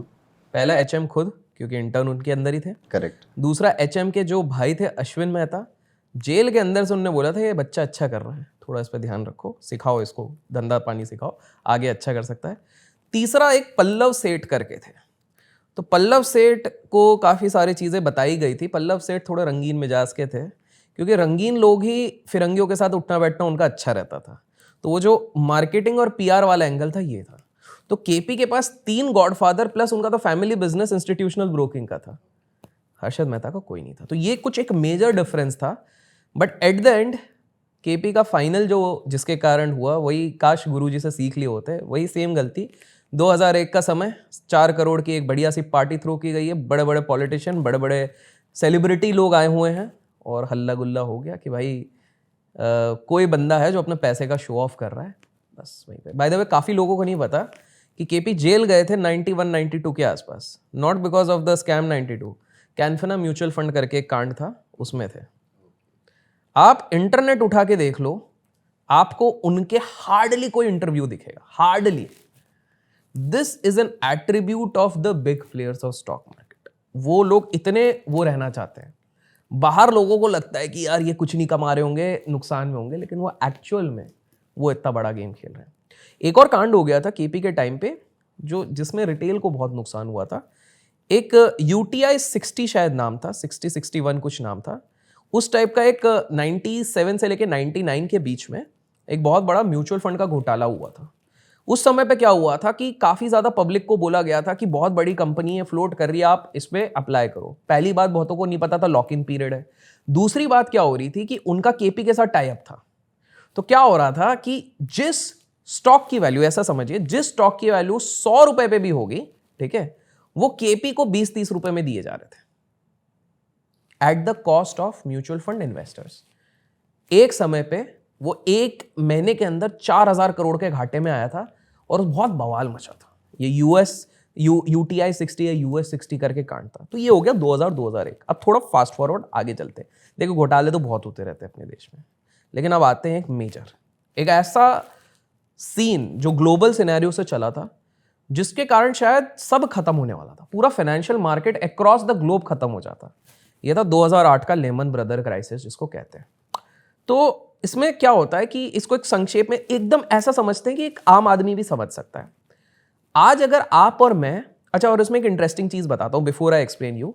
हमने 1920 की जब बात करी थी तो हमने क्या कहा था कि जो गवर्नमेंट थी उस समय पे, जो रेगुलेटर थे, वही लोग बचाना चाहते थे लोगों को, लेकिन उन्हीं के चक्कर में डूब गए क्योंकि मनी सप्लाई बहुत बढ़ा दी थी, इंटरेस्ट रेट घटा दिए थे। जितने क्रैश हुए ना, ये कोई स्कैमर नहीं करता, कोई ऑपरेटर नहीं करता। आप अगर आंकड़े नापोगे तो कहीं ना कहीं सेंट्रल बैंक, गवर्नमेंट, ये सब की मिली भगत है। 2008 की शुरुआत भी ऐसे हो गई थी। काफी लोगों को लगता है कि नहीं लेमन के कारण हुआ है। इसकी कहानी की शुरुआत हो गई थी लेट 90s में। US में जो वहां के प्रेसिडेंट थे, उनने एक चीज निकाल दी है, हर घर सबके पास होना चाहिए। घर सबके पास होना चाहिए कि भाई सबका एक सपना होता है अपना घर हो, तुम्हारे पास भी होना चाहिए। अब ये कैसे होगा, क्योंकि सब तो अफोर्ड नहीं कर सकते। इंटरेस्ट रेट एकदम कम कर दो लोन का। इनफैक्ट 6 साल तक लोन ऐसे लोगों को दिया गया जो बैंक को भी पता है कभी लौटा नहीं पाएगी। अगर आपकी 10,000 की सैलरी है, आप 2 करोड़ का बंगला खरीद सकते हो लोन से। आपको भी पता, आप कभी नहीं, जीवन भर आपकी 7 पुश्तियां निकल जाएंगी, नहीं कर पाओगे। बट भैया लोन देना है, लोन देना। अब आप सोचोगे बैंक्स दे क्यों रही थी जब वो नहीं कर सकते?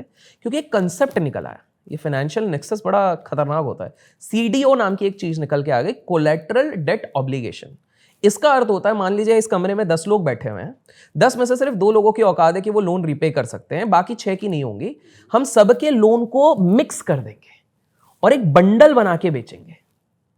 जैसे मार्केट में नॉर्मल चीज चलती है ना, आलू जैसे हम खरीदने जाते हैं तो सब्जी वाला कभी कभार क्या करता है कि भैया अगर 10 आलू हैं, 4 सड़े आलू भी चिपका दिए तो क्या जा रहा है, कुछ कुछ सब्जी वाले करते हैं, किसको पता लग रहा है, वो तो ओवरऑल ले रहे हैं। तो ये करने जा रहे थे। प्रॉब्लम ये थी, सब बिके हुए थे। रेटिंग एजेंसी इसको भी A+ दिए जा रही है, पैसे खिलाए गए हैं, रेटिंग एजेंसी A+ दे रही है, इन्वेस्टमेंट बैंक बोल रही है अरे लिए जाओ लिए जाओ। ये कभी ना कभी तो फटना है। 1000 रुपए की प्रॉपर्टी 50,000 में बिक रही है, 1000 रुपए का। और ये भारत में भी होने लग गया क्योंकि एक कंसेप्ट चला, रियल एस्टेट तो कभी फट ही नहीं सकता। हमारे तो पुश्तौनियों ने बताया हुआ है कि भैया रियल एस्टेट तो ऊपर ही जाना है। दे दिए आपके नोएडा गुड़गांव में लोग खरीदे जा रहे हैं, खरीदे जा रहे हैं। अभी भी ऐसे काफी सोसाइटीज हैं जिसमें उस समय पर खरीदा हुआ है ना, आज तक उनको वो भाव नहीं मिला है, इतने भाव चल रहे थे।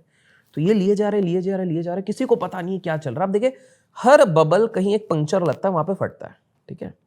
तो यहां पर क्या हो गया, सब लिए जा रहे हैं, CDO वाला कंसेप्ट चले जा रहा है। एक बंदा अपने कमरे में बैठ के देख रहा है, अगेन बेयर कार्टेल, पता नहीं सारे बेयर कार्टेल ही फोड़ते हैं, माइकल बूरी नाम का बंदा। वो देख रहा है ये बुरी चीज़ें हो रही है यहाँ पे, ये चीज़ें टिकने नहीं वाली हैं, तो वो अपने बंदों को भेजता है, जाके चेक करो यार क्या चल रहा है। वो जाके देखते हैं जो घर वर बिके हुए हैं, जो इतने सारी चीज़ें हुए हैं, आधे घर खाली पड़े हुए हैं। क्यों खाली पड़े हुए हैं? क्योंकि जिस बंदे की 10,000 की सैलरी थी उसने घर तो लोन पे उठा लिया। अब क्या हो गया, अब इंटरेस्ट रेट धीरे धीरे बढ़ने लग गए। जो आपने 2% पे लिया था वो आज 18% का हो रहा है। वो बोल रहा है यार मेरी तो हैसियत ही नहीं, मैं कहाँ से दूंगा, छोड़ो घर छोड़ के चलते हो। आपके इस झुग्गी झोपड़ी में रहते हैं, एक घर खाली रहा, 2 घर खाली रहा, 50, 100, 1 लाख। अब क्या हो गया, अब तो बैंक को कहीं से तो पैसे वसूलने पड़ेंगे, अब इसको बेच के वसूलेंगे। लेकिन अब मार्केट में खबर पहुंच गई कि भैया वो 10,000 का घर है ही नहीं, वो तो 1,000 रुपए का घर है, अब कोई खरीदने को तैयार नहीं है। खरीदने को तैयार नहीं है। तो ये बबल को इनने नोटिस कर लिया। मजाकिया चीज ऐसी हो रही थी, कुछ लोगों ने ना विला लिए थे जिसमें स्विमिंग पूल थे, वो इतने टाइम से बंजर पड़े हुए थे और रिवर से कनेक्टेड थे, कुछ इतने खंडर पड़े थे कि अंदर क्रोकोडाइल घूम रहे हैं। ओहो, कोई मेंटेनेंस नहीं है, क्रोकोडाइल बढ़िया घूम रहे स्विमिंग पूल में, आप सोचो इस तरह का सीन है। तो ये बोला बंदा कि भैया ये तो नहीं है। तो 2005 से ही ना वो बंदा सोच रहा था शॉर्ट कैसे बनाए, बेचे कैसे। तब कोई शॉर्ट का मैकेनिज्म नहीं था, क्योंकि कोई अगर बोलता था ना हमको शॉर्ट करना, उस पर हंसते थे अरे क्या है। तो उस समय पे जो इंश्योरेंस कंपनी थी AIG, जो सबसे बड़ी, वो इंडिया, US, UK, दुनिया के सबसे बड़ी इंडस्ट्री को उसी ने इंश्योरेंस देके रखा है। चाहे आप स्टील बना रहे हो, चाहे ऑयल बना रहे हो, कुछ भी बना रहे हो, सबको लपक इंश्योरेंस। क्यों? ये सब कुछ हरियाली है भाई, पैसे तो आने ही है, आज नहीं आएंगे 10 साल बाद आएंगे, दिए जाओ दिए जाओ दिए जाओ दिए जाओ। तो सबसे ज्यादा वाट इसी की लगने वाली थी। इनको देख देख के कुछ इन्वेस्टमेंट बैंकर्स ने क्या बोला, देखो शॉर्ट तो आप नहीं कर सकते, हम इंश्योरेंस दे देते हैं। इंश्योरेंस आप खरीदते जाओ महंगे में, 10 रुपए का इंश्योरेंस हम 100 रुपए में देंगे, क्योंकि इनको तो कॉन्फिडेंस है और सामने वाला भी बोल रहा है दे दो। वो हंस रहे हैं कि क्या बेवकूफ, 100 रुपए का प्रीमियम भर रहा है। पर उनको नहीं पता इस बंदा 2005 से 8 तक ये करता रहा, और 8 में ये बबल फटा 2-3 चीजों से। पहले बियर्स एंड स्टर्न्स करके एक था, वो गया, फ्रेडी में करके गया, वो गया।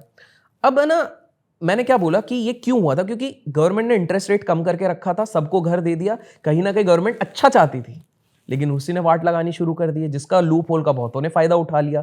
घर वालों ने, लोन वालों ने, रियल एस्टेट वालों ने, क्रेडिट एजेंसीज बिक गई, हर कोई बिक गया। पॉलिटिकल सिग्नेचर करके चलाना था उस टाइम पे, जो विदेशी सेंट्रल बैंक चलाते थे वो खुद स्टॉक मार्केट के खिलाड़ी थे, तो उनको भी आंकड़े पता थे क्या करने हैं, तो उन्होंने सबके साइन किए जा रहे हैं, साइन किए जा रहे हैं। अब जो लोग शांति से, जैसे माइकल बुरी हो गया और कुछ लोग थे, वो देख रहे थे भाई साहब ये तो पूरी इकोनॉमी, क्योंकि एक तरीके से आप ऐसे समझ लो अमेरिका की ये हालत हो गई थी कि 1 रुपए अगर कमा रहा है अमेरिका तो 100 रुपए के कर्ज में, 1 रुपए कमा रहा है 100 रुपए के कर्ज में, टेंशन में सब कि ये फटना है।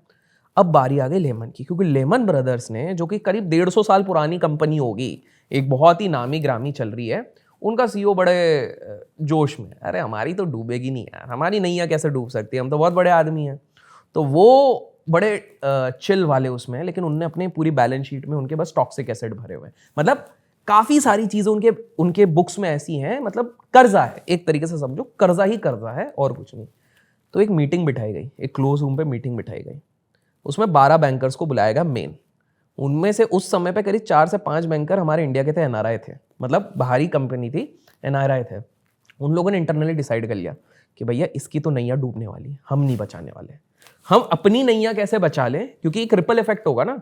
आप हमारे देश के एग्जांपल से सोचो, एक बड़ा बैंक गिरेगा, क्यों नहीं गिरने देते बैंक्स को, क्योंकि एक गिरेगा डर के मारे, जो बैंक रन हमने वर्ड यूज किया था स्टार्टिंग में, वो सब जगह होने लग जाएगा ना। आज समझो सब, चाहे मेरा वो उस बैंक में नहीं है, किसी और बैंक में, मैं तो भागूंगा ना कि भैया भरोसा नहीं, मैं जेब में, क्या पता, मैं सारी जेब में रखूंगा, मेहनत की कमाई है मेरी।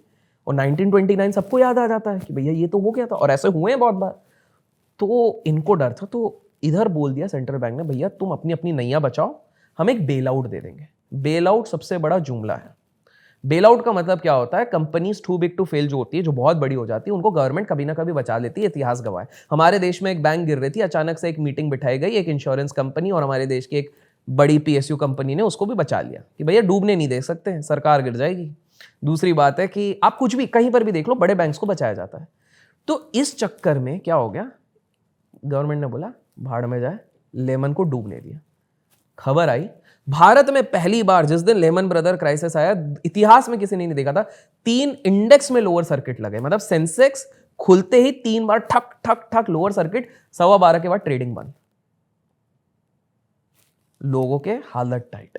मतलब आप ऐसे समझो कि आपने फ्राइडे को 100 रुपए का शेयर लिया होगा, आप अगले दिन तक आते हो वीकेंड के बाद, आपका 50 रुपए का शेयर हो गया, 1 महीने की भी देरी नहीं है, ऐसा हो गया। 3 लोअर सर्किट, FIS, हर जगह हाहाकारी मचा हुआ है। तो ये बहुत बड़ा सेल हुआ। अब यहाँ पर हमारे देश में एक दूसरा पंगा हो गया। अब आती है यहाँ पर एक और कहानी। यहाँ से मुझे याद है शायद इस पे एक मूवी भी बनी है, बिग शॉट नाम से। बिग शॉट, बिल्कुल। वो अगर आपको डिटेल में जाना तो मूवी आप देख सकते हैं। बिल्कुल देखिए। आपने बहुत सारी स्टोरी सुनाई, और हर्षद मेहता, और उसके बाद KP की, और उसके बाद अभी ये एक मुझे बड़ी अच्छी लाइन याद आ रही है, history is never kind to those who try to play God. जिनको भगवान बनने की आदत हो जाती है, इतिहास ने हमेशा उनको पटका है। बिल्कुल ठीक है, सो ये एक पैटर्न है जो हर जगह देखा जाता है। बिल्कुल सही पैटर्न आपने ऑब्जर्व किया, क्योंकि आगे चल के भी हर पैटर्न में ये चीज सेम आ रही है। तो हम आते हैं भारत में। भारत में क्या हो रहा है? भारत में बन रहा है भारत का अगला बिल गेट्स। एक बंदा उठ रहा है हैदराबाद से, बहुत नाम शाम हो रहा है उसका, खतरनाक। उस बंदे का इतना रुतबा है, आप उसके कमरे में जाओगे तो उसके पास 70 से 80 जूतों के पैर हैं, और मिनिमम कॉस्ट 25-30 हज़ार का एक पैर जूता, मिनिमम 1.5-2 लाख तक जाते हैं, मतलब गुची, अरमानी, इस तरह से बड़े बड़े। वो बंदा लग्जरी कार के नीचे उतरता नहीं है। 15, 8, 20 गाड़ियां हैं, बड़े बड़े इंस्टीट्यूट बुला रहे हैं उसको। फॉर्च्यून 500 ने उसको 8 बार सबसे बड़ा अवार्ड दिया हुआ है। वो बंदा हमारे देश में एक कंपनी चलाता है जिसका नाम है सत्यम शिवम सुंदरम। IT की कंपनी, हर जगह पॉजिटिव वाइब मची हुई। बस उस नसीब किस तरह फूटता है आप सोचिए। उस बंदे ने हर जगह माहौल बना के रखा है कि भैया बढ़िया IT सर्विस चल रही है, खतरनाक तरीके से चल रही है, हर जगह ये हो रहा है। मजेदार बात है, उसकी जो कॉम्पिटिटिव कंपनीज है, जो बाकी IT कंपनीज है, वो एक आध क्वार्टर में नुकसान पोस्ट कर रही है, इनके नुकसान हो ही नहीं रहे। पूरी public positive, institution positive, rating agency positive. कुछ लोगों को बस 2-3 चीजें नहीं पता थी। 7,500 फेक रिसिप्ट इनने इंटरनली अपने बनाए हुए थे। उसके बाद एक बोलते हैं, विदेशों में भी काफी कंपनीज होती हैं, इसको अगर संक्षेप में बोलो, अपनी ही डमी कंपनीज बनाई हैं, अपनी ही ड्राइवर्स, काम करने वाली बाई, आया, इन सबको CEOs बना दिया है। उन सबको दिखा रहे हैं सैलरी के भैया 2-2, 3-3 लाख के हैं, हर महीने खुद 18 करोड़ की सैलरी निकाल रहे हैं इनके नाम पे। मतलब अपने ही बंदों को बिठा दिया और उनकी सैलरी पूल करके एक जगह पर आ रही है। और इस पैसे को कहाँ डाला जा रहा है? इस पैसे को डाला जा रहा है एक कंपनी में जिसका नाम है मेटियस। अब ये मेटियस क्यों? क्योंकि ये बंदा इंटीग्रिटी वाला है। बोले मैं टेढ़ा काम करूंगा तो टेढ़े नाम से करूंगा। सत्यम को अगर आप उल्टा कर लो ना तो मेटियस होता है। तो बोले उल्टे काम में इससे करूंगा। देखो इंटीग्रिटी है बंदे के अंदर। तो वो बंदा मेटियस से सारे रियल एस्टेट की प्रॉपर्टी, क्योंकि उसको देखिए, जब एक बंदा एक रुतबा पे पहुंच जाता है उसके कनेक्ट्स बहुत बन जाते हैं। उसको पता लग गया कि हैदराबाद मेट्रो आने वाली है, तो मेट्रो जब भी आएगी उसके आसपास की जमीन तो बढ़नी है, कौड़ियों के भाव में खरीद रहे हैं। अब इसके लिए पैसा कहाँ से आएगा? रियल पैसा। तो अपनी असली कंपनी के प्रॉफिट बड़े फेक दिखाते जाओ, सबको पैसा खिलाते जाओ। एट द एंड सेंटिमेंट बढ़ेगा, मेरे शेयर की वैल्यू बढ़ेगी, वहां से मैं पैसा निकालूंगा इधर डालूंगा, वहां से पैसा निकालूंगा इधर डालूंगा, पर वो पैसा कभी ना कभी तो लौटाना पड़ेगा। अरे तो भैया मेरा जब मेट्रो आ जाएगा, रियल एस्टेट का दाम एक का जब 40 गुना में बेचूंगा, वहां से निकालूंगा, इधर भी अपना प्रॉफिट भी होगा। ये था प्लान। बट पीछे से वो लेमन क्राइसिस आ गया ना 2008 का, कोई जमीन खरीदने को तैयार नहीं। अब इनकी हालत टाइट। जो खरीदने भी वाले थे उनने भी रोक दिया, क्योंकि जब क्राइसिस चलती है उस समय पे सब अरे भाई 3 साल रुक जाओ, 2 साल रुक जाओ, फिर देखेंगे। 2 साल 3 साल रुकने का समय नहीं है, पूरा मार्केट हीटेड अप है। इन्होंने देखा, तब एक विसल ब्लोअर वो होता है जो आवाज उठा देता है, किसी ने पकड़ लिया इंटरनली, उसने सीधे भेज दिया कि बेटा मेरे को सब पता है, तुम खुद ही के कंप्यूटर बना के खुद ही के अकाउंट्स के फर्ज कर रहे हो, तुम्हारे पास पैसा नहीं है, तुम यहां से सैलरी उठा रहे हो अपने काम के लिए, मैं एक्सपोज कर दूंगा खतरनाक, तुम अंदर जाओगे। इसने बोला यार इससे पहले कि दूसरे लोग बोले, एक ही है मैं अपना कन्फेशन खुद कर लूं। शेयर होल्डर मीटिंग हो रही है, सब एक्साइटेड है क्योंकि उसे पता ही नहीं है भाई इस बार भी जबरदस्त क्वार्टर रिजल्ट आने वाला है, सर पे पैसा लगाएंगे। कॉल लग रहे हैं ब्रोकर को, अरे उठाओ, सत्यम है भैया, तो ऊपर ही जाना है, 526 530 का प्राइस है।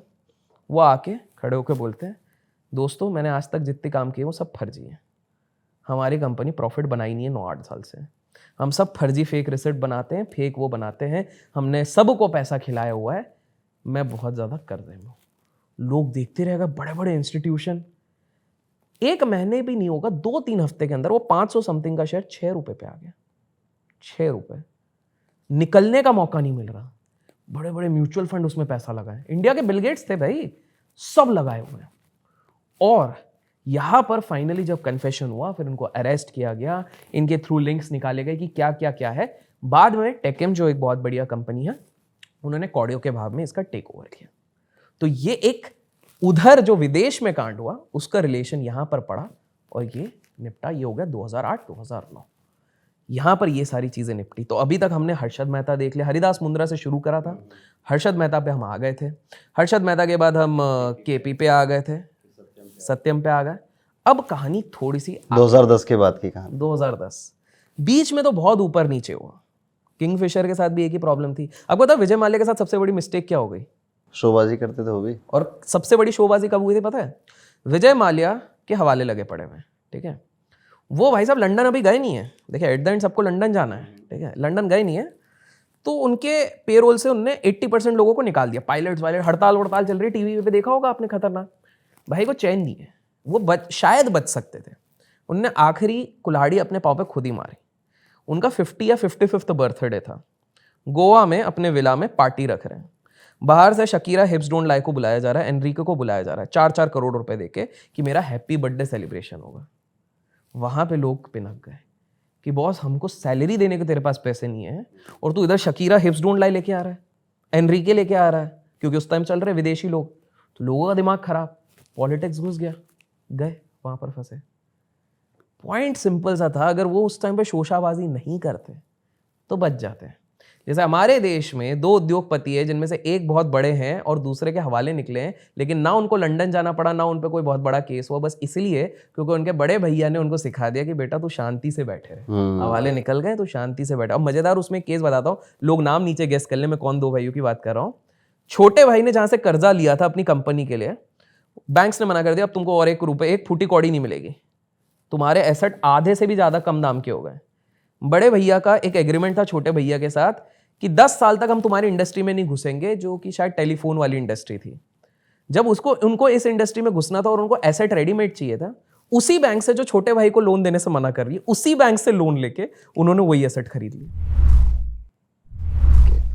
और फिर वो कौन सी टेलीकॉम कंपनी है, सबको पता है, वो समझ जाएंगे। मैं भी उसका सिम यूज करता हूँ। अच्छा अब चलते ही 2-3 सिम है। बाय द वे टेलीकॉम का भी 92 में बहुत बड़ा था। अच्छा हर्षद मेहता के केस में आपने कभी सोचा, वो पीएम वाली आपने बात बोली, उधर तक उनको लिंक किसने किया था? ये मैं बूझो तो जाना, मैं छोड़ के जाने वाला हूं, ठीक है। उस समय पे भी आज के समय के एक टेलीकॉम लीडर है, वो पॉलिटिकल कनेक्ट बना के दिए थे हर्षद मेहता को। ये बहुत कम लोगों को पता है। आज के टेलीकॉम के वन ऑफ द लीडर्स हैं। पक्का समझ गए होंगे, देखते हैं कितने लोग समझ गए। समझदार जनता है हमारी, समझ जाएगी। Let's see. नहीं तो आपको दोबारा बुलाना पड़ेगा ना समझाने के लिए। पार्ट 2 तो देखिए लाइक्स अगर आ गए अपने 15,000 तो अपन तो करेंगे इस पे और भी खतरनाक। तो ये हम आ गए, हमने हिस्ट्री में ऊपर अप एंड डाउन 2008 कर लिया है, हम 2010-15 तक आ गए हैं। तो अब थोड़ा सा अपन फ्रेश जाते हैं, 2008 तक हो गया। सहारा आएगा इसके बाद। हाँ सहारा है। सहारा का थोड़ा सा मैं बताता हूँ। देखिए सहारा के केस में भी जो आपने गॉड वाली बात बोली ना, जब भी वो फीलिंग आ जाए तभी होता है। सहारा क्या हुआ था, सहारा में जो सुब्रत रॉय थे वो अपने आप को भगवान समझने लग गए कि भाई मैं ही सब कुछ कर रहा हूँ, अपने नाम की सिटी चल रही है, अपने नाम की टाउनशिप बना ली है। इनफैक्ट सहारा सॉन्ग कर दिया था उन्होंने, सहारा एंथम। आपको बताऊं जिस दिन उन्होंने फाइट किसके साथ, सीधे डायरेक्ट रेगुलेटर के साथ कर लिया। सेबी जब इनके पीछे पड़ी कि बेटा तुमने कांड किए हैं, तो उन्होंने बोला मैं सेबी को मुंह तोड़ जवाब देता हूँ। सेबी ने बोला कि हमको तुम एड्रेस और अता पता दो तुम्हारे इन्वेस्टर्स का, कि तुम उनको समय समय पे पैसा दे रहे हो कि नहीं दे रहे हो।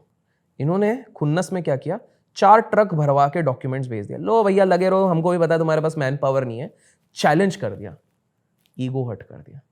ऐसे पीछे पड़ी सेबी, ऐसे सब लोग पीछे पड़े कि जेल में जाने। जेल में जाने के बाद भी सुब्रत रॉय कहे, उन्होंने किताब लिख दी कि मैं एक देशभक्त हूं और मुझे फंसाया गया है। आज यस काफी सारे लोगों को पैसे वापस मिल रहे, बहुत सारे लोग अभी भी फंसे पड़े हुए उसमें, लेकिन वो एंड तक समझते रहे मैंने कुछ गलत नहीं किया है। जिस दिन उनका जेल जाने का समय आने वाला था, एक ऑडियंस बुलाई गई, सारे लोगों को एक ग्राउंड पे बुला के सहारा एंथम करवाया गया कि हम लोगों की यूनिटी इतनी है, देश भी हमको नहीं हिला सकता, ये सारी चीजें, मैं भगवान हूं। लोग पांव छूते थे, वो हाथ ऐसा दिखाते थे। तो ये बहुत ज्यादा, तो ना हर स्कीम, हर स्कैम में द मोमेंट आप सोचते हो कि मैं सबसे ऊपर हूं, मैं भगवान हूं, आपका पतन वहीं से शुरू हो जाता है। सहारा के केस में भी हुआ, किंगफिशर के केस में भी यही हुआ। नीरव मोदी के केस में भी क्या हो गया था, at one point of time वो ये समझने लगा कि मैं डायमंड किंग हूं। लोग, अच्छा बाय द वे ना, सबका एक लिंक होता है। अच्छा ये बड़ा इंटरेस्टिंग है, हर भारत के स्कैम में एक लिंक है। कैसे? एचएम हर्षद मेहता के केस में हर्षद मेहता ने किया, उसके बाद आगे चलने वाला स्कैम उन्हीं के इंटर्न ने किया, केपी ने, ठीक है, उससे रिलेटेड। जो नीरव मोदी ने स्कैम किया वो उन्हीं के एक गुरुजी थे जिनने पहले गीतांजलि जेम्स में किया था, चोकसी नाम के थे, उनका नाम आया, ठीक है, दोनों पीढ़। डीएचएफएल एक घोटाला हुआ था जो कंपनी डीलिस्ट हो गई, एनबीएफसी की one of the biggest company थी, जाके उनके प्रमोटर की हिस्ट्री देखिए, वादवास। एचडीआईएल करके एक कांड हुआ था, उसमें भी उनका कनेक्शन था। अभी हाल फिलहाल में एक सिलिकॉन वैली बैंक करके एसवीबी, बहुत रीसेंट क्राइसिस आया था, इसकी मैनेजमेंट और सीएफओ में टीम में कौन बंदे थे? जो लेमन ब्रदर क्राइसिस में थे, सेम कंपनी के लोग इसमें थे। आप अगर लिंक करते हो तो ट्रेस हमेशा मिलता है। प्रॉब्लम है कि हम लोग इतने ग्रीडी हो जाते हैं कि हम लोग ये देखने की कोशिश ही नहीं करते। हम सोचते नहीं सब जब बढ़िया चल रहा है, सब बढ़िया चल रहा है, सब भूल जाते हैं कि कहीं ना कहीं सबका एक लिंक बैठा है। तो ये तो सहारा का केस। अब थोड़ा और ज़्यादा फ्रेश आ जाए। हाँ, अभी तो मेरे ख्याल से नीरव मोदी आपने नाम ले ही लिया है। अब वो शायद वो एक रिपोर्ट आई थी एच नाम से, और हमारे देश के हुंडुनबर्ग करके कुछ चल रहा था। हाँ जी, उसकी वजह से एक शेयर, एक क्या पूरी कम्युनिटी ऑफ शेयर्स बहुत बढ़ रहे थे, फिर अचानक से गिरे थे। नाम हमें नहीं पता कौन है, दोस्त अच्छे हैं उनके थोड़े। तो बिल्कुल देखिए, शेयर मार्केट में जो भी बंदा था, वैल्यूएशन वाइज बात करते हैं, फंडामेंटली सबको पता था कि फंडामेंटल्स इसके इतने अच्छे नहीं है। हैरानी की बात है, अब कोइंसिडेंस हो सकता है, हम कुछ नहीं कह रहे हैं, कि एयरपोर्ट के प्रोजेक्ट्स भी एक ही टीम को मिल रहे हैं, इंफ्रा के प्रोजेक्ट्स भी मिल रहे हैं, ये बेसिकली सारे कैपिटल इंटेंसिव हैं। एक कंसेप्ट हमेशा याद रखिए, गॉड मतलब क्या होता है? भगवान होते हैं, करेक्ट। लेकिन आपको जान के हैरानी होगी, ये गॉड का वर्ड पहले ऑलमाइटी और ये चलता था, ये इंटरेस्टिंग है, अगेन इसमें काफ़ी डिबेट होता है। ये बिजनेस वालों ने एक सदी में निकाला था ये वर्ड गॉड। क्यों निकाला था मैं बताता हूँ, ताकि हम इस पर लिंक कर सकें। तो जब आप पकड़ लीजिए, जब इंटरनेट नहीं था, टीवी भी नहीं था, उस समय पे जब अंतर्राष्ट्रीय व्यापार होता था, तो ये निकाला गया था कि भाई दुनिया को सिर्फ 3 चीजें चलाती हैं। अफ्रीकन एरियाज में चले जाते थे तो माइनिंग काफी रहती थी, सोना बहुत निकलता था, गोल्ड बहुत निकलता था। अरेबिक कंट्रीज पे जाते थे तो तेल बहुत निकलता था, ऑयल बहुत निकलता था। और उस समय पे तीसरा एंगल जो चलता था वो था डायमंड था। G for gold, O for oil, D for diamond, God controls the world. ये एक नरेशन कोड निकला था। और वही चीज आज भी कैपिटल इंटेंसिव, आप देखो, गोल्ड रिजर्व्स चाहिए, जिस कंट्री के पास सबसे ज्यादा गोल्ड रिजर्व्स वो है। ऑयल रिजर्व्स, ओपेक की मीटिंग प्राइस क्रूड ऑयल का पूरा हिला देती है ऊपर से नीचे। डायमंड, उसका फेयर वैल्यू कोई सेट नहीं कर सकता, लेकिन कहीं ना कहीं जिस बंदे के हाथ में डायमंड है वो बड़ा व्यक्ति है। आपको समझना पड़ेगा, यस आज समय बदल गया, internet is the king, AI is the king, लेकिन उस समय पे ये चल रहा था। तो हमारे इधर भी आप देखोगे, जितने कैपिटल इंटेंसिव देश को चलाने वाली चीजें, कहीं ना कहीं पता नहीं एक ही ग्रुप को क्यों जा रहे थे। लेकिन एक सवाल उठेगा कि इस ग्रुप के तो दूसरे भी एक खास दोस्त हैं, है ना, दूसरे भी, उनको क्यों नहीं? क्योंकि राजनीति में आप जितने भी बड़े बन जाओ, आपको राजनीति के ऊपर नहीं आना चाहिए। और ये दूसरे केस में हो रहा था। समवन बिकमिंग सो पावरफुल कि आप हमारे इशारों पे ना नाचो, ये नहीं हो सकता। क्योंकि एक पार्टी ने इतना तक कह दिया था कि हमारे देश का पूरा कर्जा मैं माफ करवा दूंगा, मेरे पास इतना धन संपत्ति है, अगर मेरे पिताजी की फोटो सारे नोट पे आ जाए। तो सामने वाली पार्टी भी अच्छी है, सब दोस्त हैं, सब एक ही एरिया के हैं, सब अच्छे अच्छे प्यारे प्यारे मित्र हैं, सब अच्छे अच्छे दोस्त हैं। लेकिन ऑब्वियस सी बात है, अगर मुझे इस देश को चलाना है, दुनिया को चलाना है, एग्जाम्पल है, तो मेरी जो ज्यादा सुनेगा मैं उसके पास रहूंगा, ज्यादा उसको ज्यादा सपोर्ट करूंगा, रादर देन जो मुझे इंडिकेशन देगा कि ये करो, वो करो, ये करो। ये वाले चड्डी बड्डी थे इन पॉलिटिकल फ्रेंड के साथ में, स्कूटर वूटर में घूमते थे। ये आज की बात नहीं है, 15-20 साल की दोस्ती है। तो वो दोस्ती इतनी गहरी थी, तो इन्वेस्टमेंट बोलते हैं ना, लंबी अवधि में डिविडेंड्स अच्छा देते हैं, रिटर्न्स अच्छा देते हैं। तो इन्वेस्टमेंट 15-20 साल पुराना है, पोर्ट्स बिक रहे हैं सस्ते दाम पे, काफ़ी सारी चीज़ें हो रही हैं, काफ़ी इंडस्ट्री सेटअप हुए।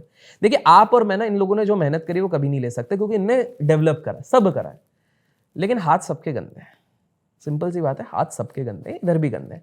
तो ये जो रिपोर्ट आई, रिपोर्ट ने कुछ लूपहोल्स निकालने की कोशिश करे। सुनने में आ रहा है कि ये रिपोर्ट के भी पीछे से हाथ शायद इनके दूसरे दोस्त का ही था। क्योंकि हमने इस वीडियो के स्टार्टिंग में बात शायद नहीं करी है, लेकिन मैं आपको बता दूं, रेस हमेशा टॉप की होती है।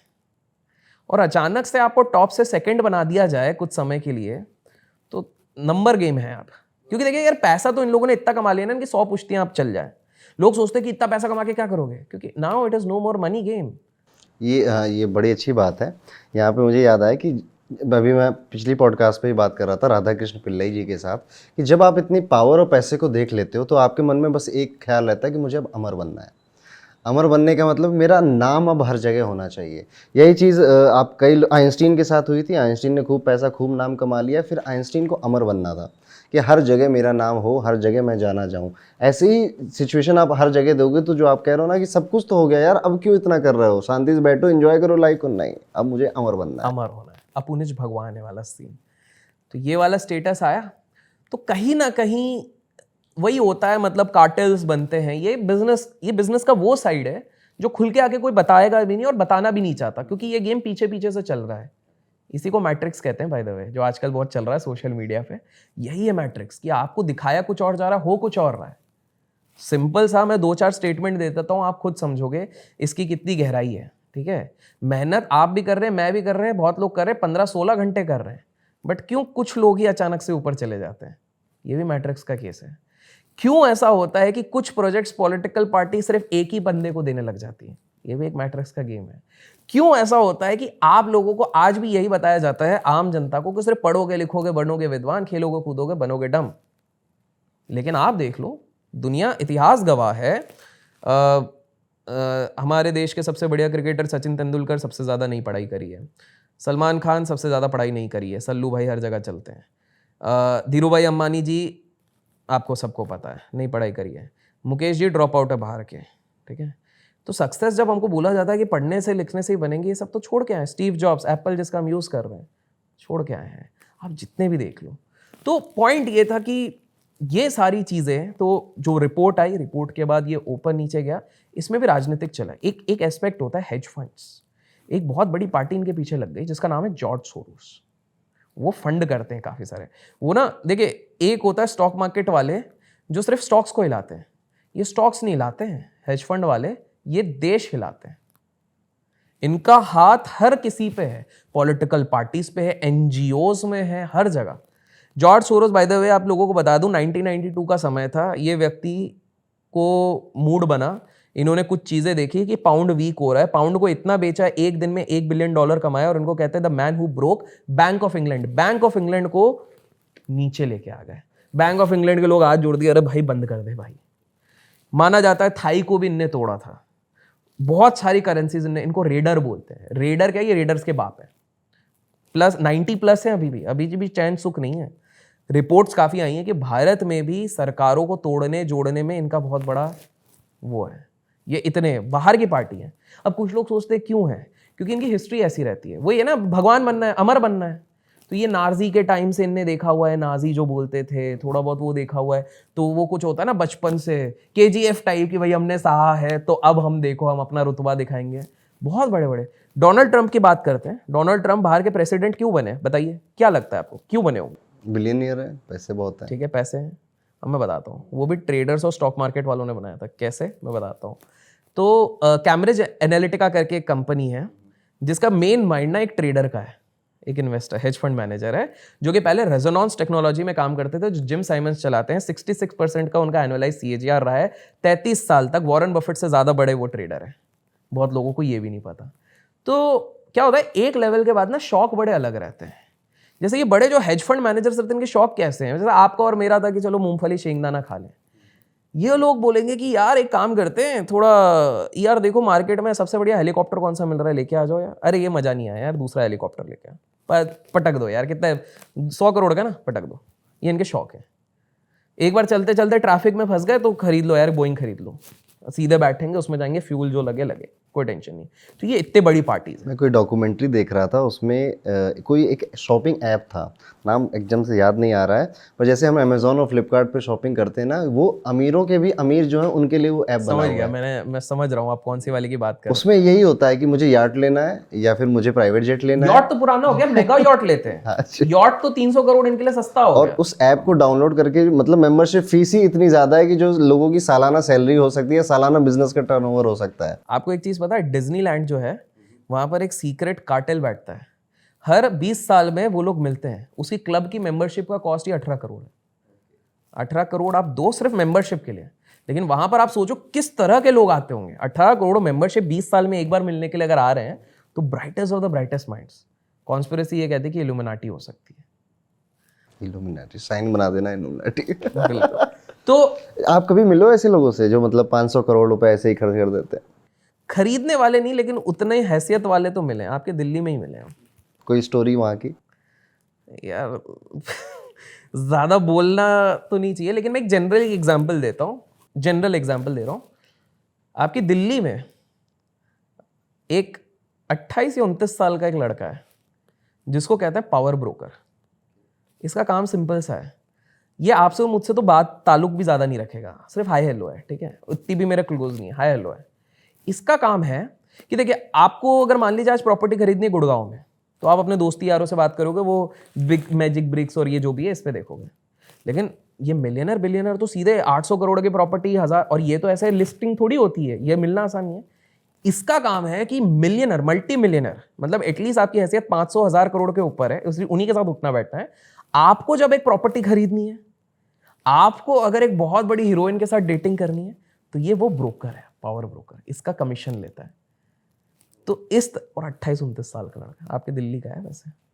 तो इस तरह के काफ़ी, अब आप लोग सोचोगे कि यार ये तो कुछ भी है, ये लोग कभी भी स्क्रीन के सामने नहीं आएंगे, शांति से अपना काम कर रहे हैं, पूरी दुनिया को हिला रहे हैं, आपको पता भी नहीं चलेगा ये लोग क्या से क्या कर रहे हैं। इनफैक्ट बिकॉज इल्यूमिनाटी की हमने एक थोड़ी सी बात करी है, छेड़ी दी है, तो हल्की सी में करते हैं। माना जाता है कि आज तक जितनी चीज़ें घटित हो रही हैं वो इनके चक्कर में ही हो रही है। नेचुरल डिजास्टर बनाना भी इन्होंने खुद ने इन्वेंट कर लिया, इनकी टेक्नोलॉजी इतनी आगे। माना जाता है एरिया 51 जो एरिया जिसमें सबसे ज्यादा एलियन की स्पॉट किया गया है, उसकी भी इंटरेस्टिंग एक कन्विक्शन है। आई नो ये थोड़ा सा दूसरे साइड गया, लेकिन आप एरिया 51 को ग्लोब में 360 डिग्री अगर घुमाओगे तो वहां पे सबसे ज्यादा एलियन एनकाउंटर हुए हैं। वो इसलिए क्योंकि लोगों को लगता है, और आपने बर्मुडा ट्रायंगल के बारे में सुना होगा, मैग्नेटिक फोर्स है, वो भी 360 डिग्री घुमाओगे तो उधर सेकंड सबसे हाईएस्ट एलियन एनकाउंटर है। अब वो एलियन है नहीं है उस पर अपन बात नहीं कर रहे, लेकिन सब बोलेंगे ये कैसे हो रहा है, क्योंकि प्रॉब्लम हमारी थिंकिंग में, हमारी थिंकिंग बड़ी लिमिटेड है। हमारे लिए दरवाजा जो होता है, डोर होता है, वो ऐसा ही है, खोला, अंदर गए, बाहर गए। जरूरी थोड़ी सबके लिए दरवाजा वैसे ही हो, बहुतों के लिए हो सकता है सी के थ्रू दरवाजा जा रहा है, एयर से निकल रहा है। तो एनीवेज हम आ जाते हैं अपने टॉपिक पे। तो कहीं ना कहीं कंट्रोल जो स्टॉक मार्केट पे है, ये है, तो कुछ ही लोग करते हैं। मैं आप लोगों को बता देता हूं, स्टॉक मार्केट को केवल 3 बड़ी एंटिटीज कंट्रोल करती हैं अक्रॉस द ग्लोब।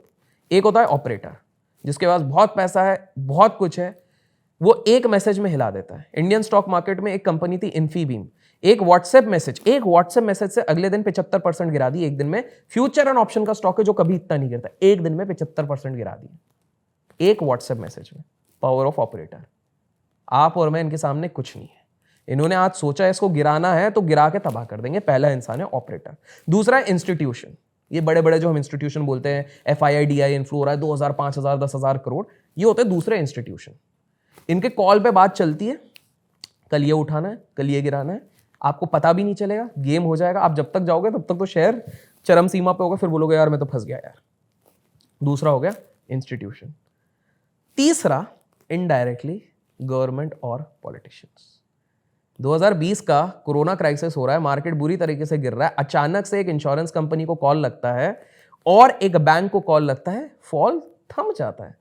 वो लास्ट बॉटम बना है, उधर के बाद से हमेशा ऊपर गया है। म्यूचुअल फंड कंपनीज को बुलाया गया, खरीदो, हमने बोला है खरीदो, एक कॉल जाता है बस दिल्ली से। किसका? वो ऑडियंस समझदार है, उसी दिन बॉटम बनता है। सेम चीज हुई है 92 में, सेम चीज हुई है 2000, सेम चीज हुई है 2008, लेकिन ये बाहर बताना नहीं है किसने करा है।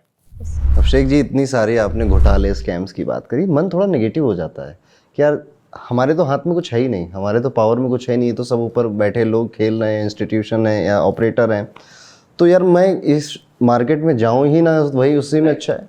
तो थोड़ा पॉजिटिव मेन क्रक्स बता देते हैं।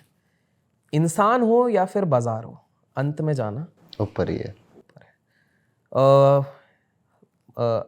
इससे पहले मैं एक चीज बता देता हूं, क्या पता नहीं आपने नोट किया है, क्योंकि हम थोड़ा समेशन की तरफ पे आ रहे हैं। पहला कांड हरिदास मुंद्रा H, दूसरा हिंदुजा ब्रदर्स H, तीसरा हर्षद मेहता एच, चौथा हरकचंद केतन पारेख की कंपनी। उसके बाद हमारे देश का जो नेक्स्ट क्राइसिस हुआ था हैदराबाद एसोसिएशन से आया था। उसके बाद हिंडनबर्ग रिपोर्ट। हमारे देश के डोमेस्टिक कोई भी क्रैश आता है उसकी शुरुआत एच से होती है। Power of H.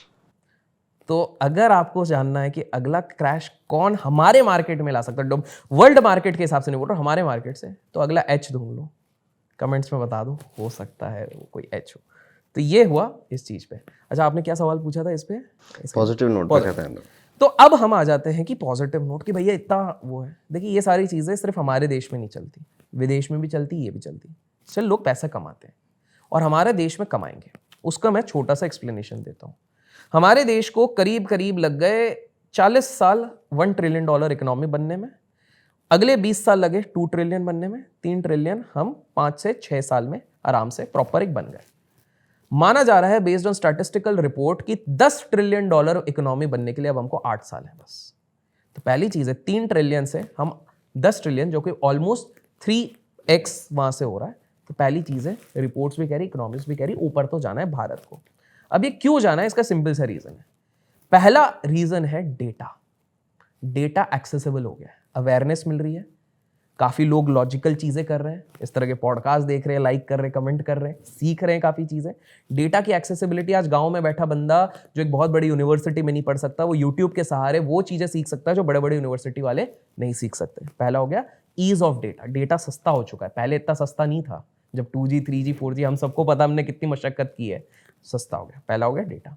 दूसरा, एक जिस पे मेरे सबसे ज्यादा भरोसा है, उसको कहते हैं डेमोग्राफिक डिविडेंड्स। ये क्या होता है इसको समझिए। चाइना जब बढ़ा था, चीन जब बढ़ा था, उसका सबसे बड़ा फैक्टर था उनकी पॉपुलेशन। दे धनाधन पॉपुलेशन हो रहा था। क्यों हो रहा था? पहली बात, उधर पब्लिक सेक्टर एंटरप्राइजेस को सबसे ज्यादा, गवर्नमेंट के साथ सबसे ज्यादा चीजें चलती है। सबसे ज्यादा इनोवेशन कौन लेके आता है?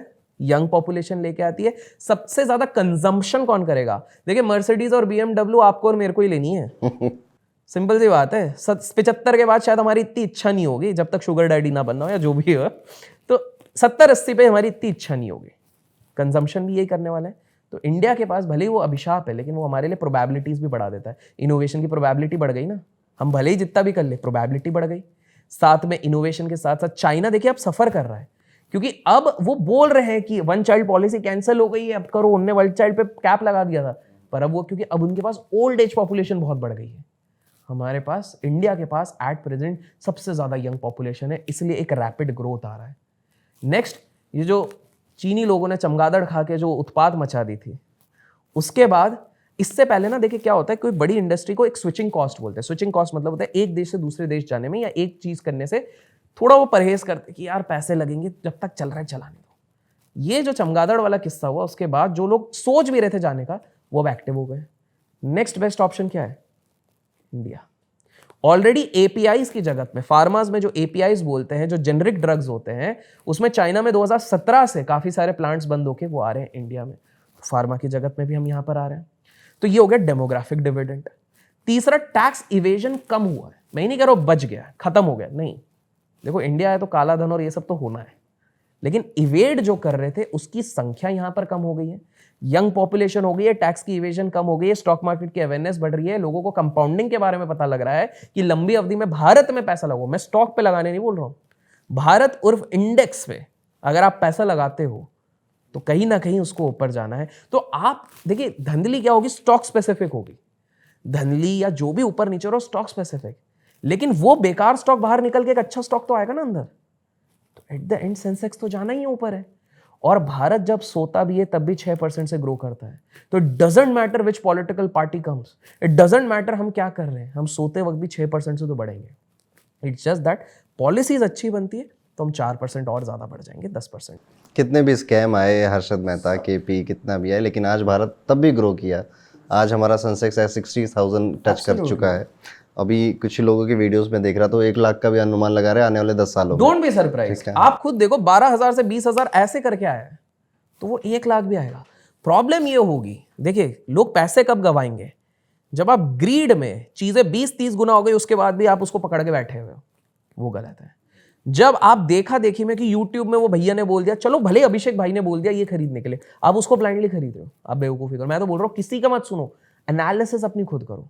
तीसरी है कॉमन सेंस एनालिसिस करो ना। मैं अपना बताता हूँ, एक निवेश किया था, I don't mind, disclaimer, buy sell recommendation नहीं है।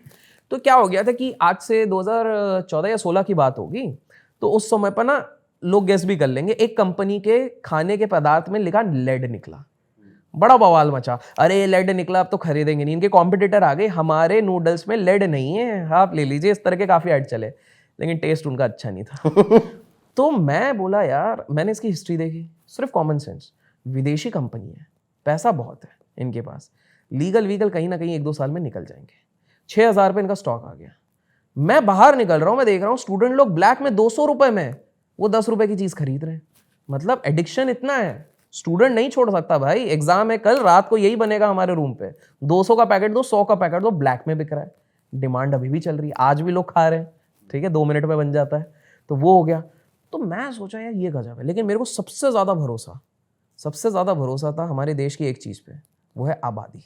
क्योंकि वो कंपनी एक और चीज़ बनाती थी जो आज भी हर बच्चे को 6 महीने तक के बच्चे को देते हैं, वो होता है सेरेलैक। ओके। मैंने बोला देखो, इंडिया की प्रोडक्शन तो नहीं रुकने वाली, ये बढ़ेगा, और घर में आज भी क्वालिटी के नाम पे वही खिलाया जा रहा है। मैंने बोला एक सेगमेंट खुदा ना खास्ता बंद भी हो गया तो इनके चॉकलेट्स हैं, वो दूध में मिलाने का है, ये इतनी सारी चीज़ है।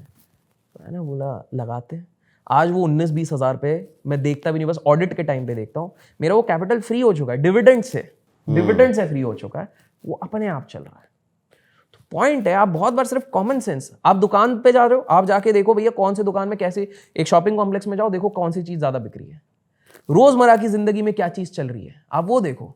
आप एक बात बताओ, आप अरुण जी आज से 30 साल पहले भी ब्रश कर रहे थे, 25 साल पहले, 20 साल पहले, 10 साल बाद ज़्यादा से ज़्यादा चेंज होगा ना, लिक्विड आ जाएगा, फिर स्प्रे आ जाएगा, यही होगा ना। लेकिन कंपनी लीडिंग वही 2-3 दिखेंगी आपको जो तब भी चल रही थी, आज भी। तो कॉमन सेंस, इसको स्कटल बट मेथड बोलते हैं। कॉमन सेंस लगा के आसपास के लोगों को देखो, वो लोग क्या खा रहे हैं, क्या पी रहे हैं, उस पर हेल्प लगाओ। पेंट की कंपनी आज भी दिवाली में अगर हमारे घर पे पुताई होती ना, 2-3 ब्रांड ही है। आप अगर सोचोगे वही 2-3 ब्रांड है। एशियन पेंट की अगर मैं बात करूं, अगेन बाय सेल रिकमेंडेशन नहीं है, एशियन पेंट आज तक का, बाय द वे जिन लोगों को नहीं पता, एशियन पेंट आज तक का सबसे बड़ा कंपाउंडर है। 40,000% का रिटर्न 40 साल में दिया है। ऐसा भी कहा जाता है एशियन पेंट अब पेंट की कंपनी नहीं रहेगी, वो डेटा की कंपनी बन चुकी है, उसके पास सबसे ज़्यादा डेटा है। चलिए अभिषेक जी, बहुत चीज़ें आपने बताई और हम इसको अब एक पॉजिटिव नोट पे ख़त्म भी कर दिया हमने। आपके पास बहुत नॉलेज, और ये उन्हीं के पास होती है जो पैशनेट होते हैं इस चीज़ को लेकर। तो आई गेस आप शेयर मार्केट के लिए काफ़ी पैशनेट हैं। हमने इस पूरे पॉडकास्ट में पहले ही बोला था आप लोगों को कि हम ये इसका थीम ही रखेंगे हिस्ट्री का, और इन्होंने बहुत सारे जेम्स, मुझे बहुत सारी चीज़ें इनमें से नहीं पता थी, मुझे आज बहुत कुछ सीखने को मिला है अभिषेक जी से। अब आप मुझे कमेंट में, एक तो आपको काफ़ी सारा होमवर्क मिला है, वो भी मुझे आप बताओगे कमेंट में कि आपको क्या लगता है कि वो जो हिडन नेम है वो क्या हो सकते हैं। दूसरा, अभिषेक जी को हम दोबारा ज़रूर बुलाना चाहेंगे। आप किस किस टॉपिक पे अभिषेक जी से स्टोरी सुनना चाहेंगे या हिडन स्टोरी सुनना चाहेंगे, वो भी आप हमें कॉमेंट करके ज़रूर बताइएगा। Thank you so much Abhishek ji, astro pandit के शो पे आने के लिए। Thank you so much for inviting. Radhe Radhe. Radhe Radhe.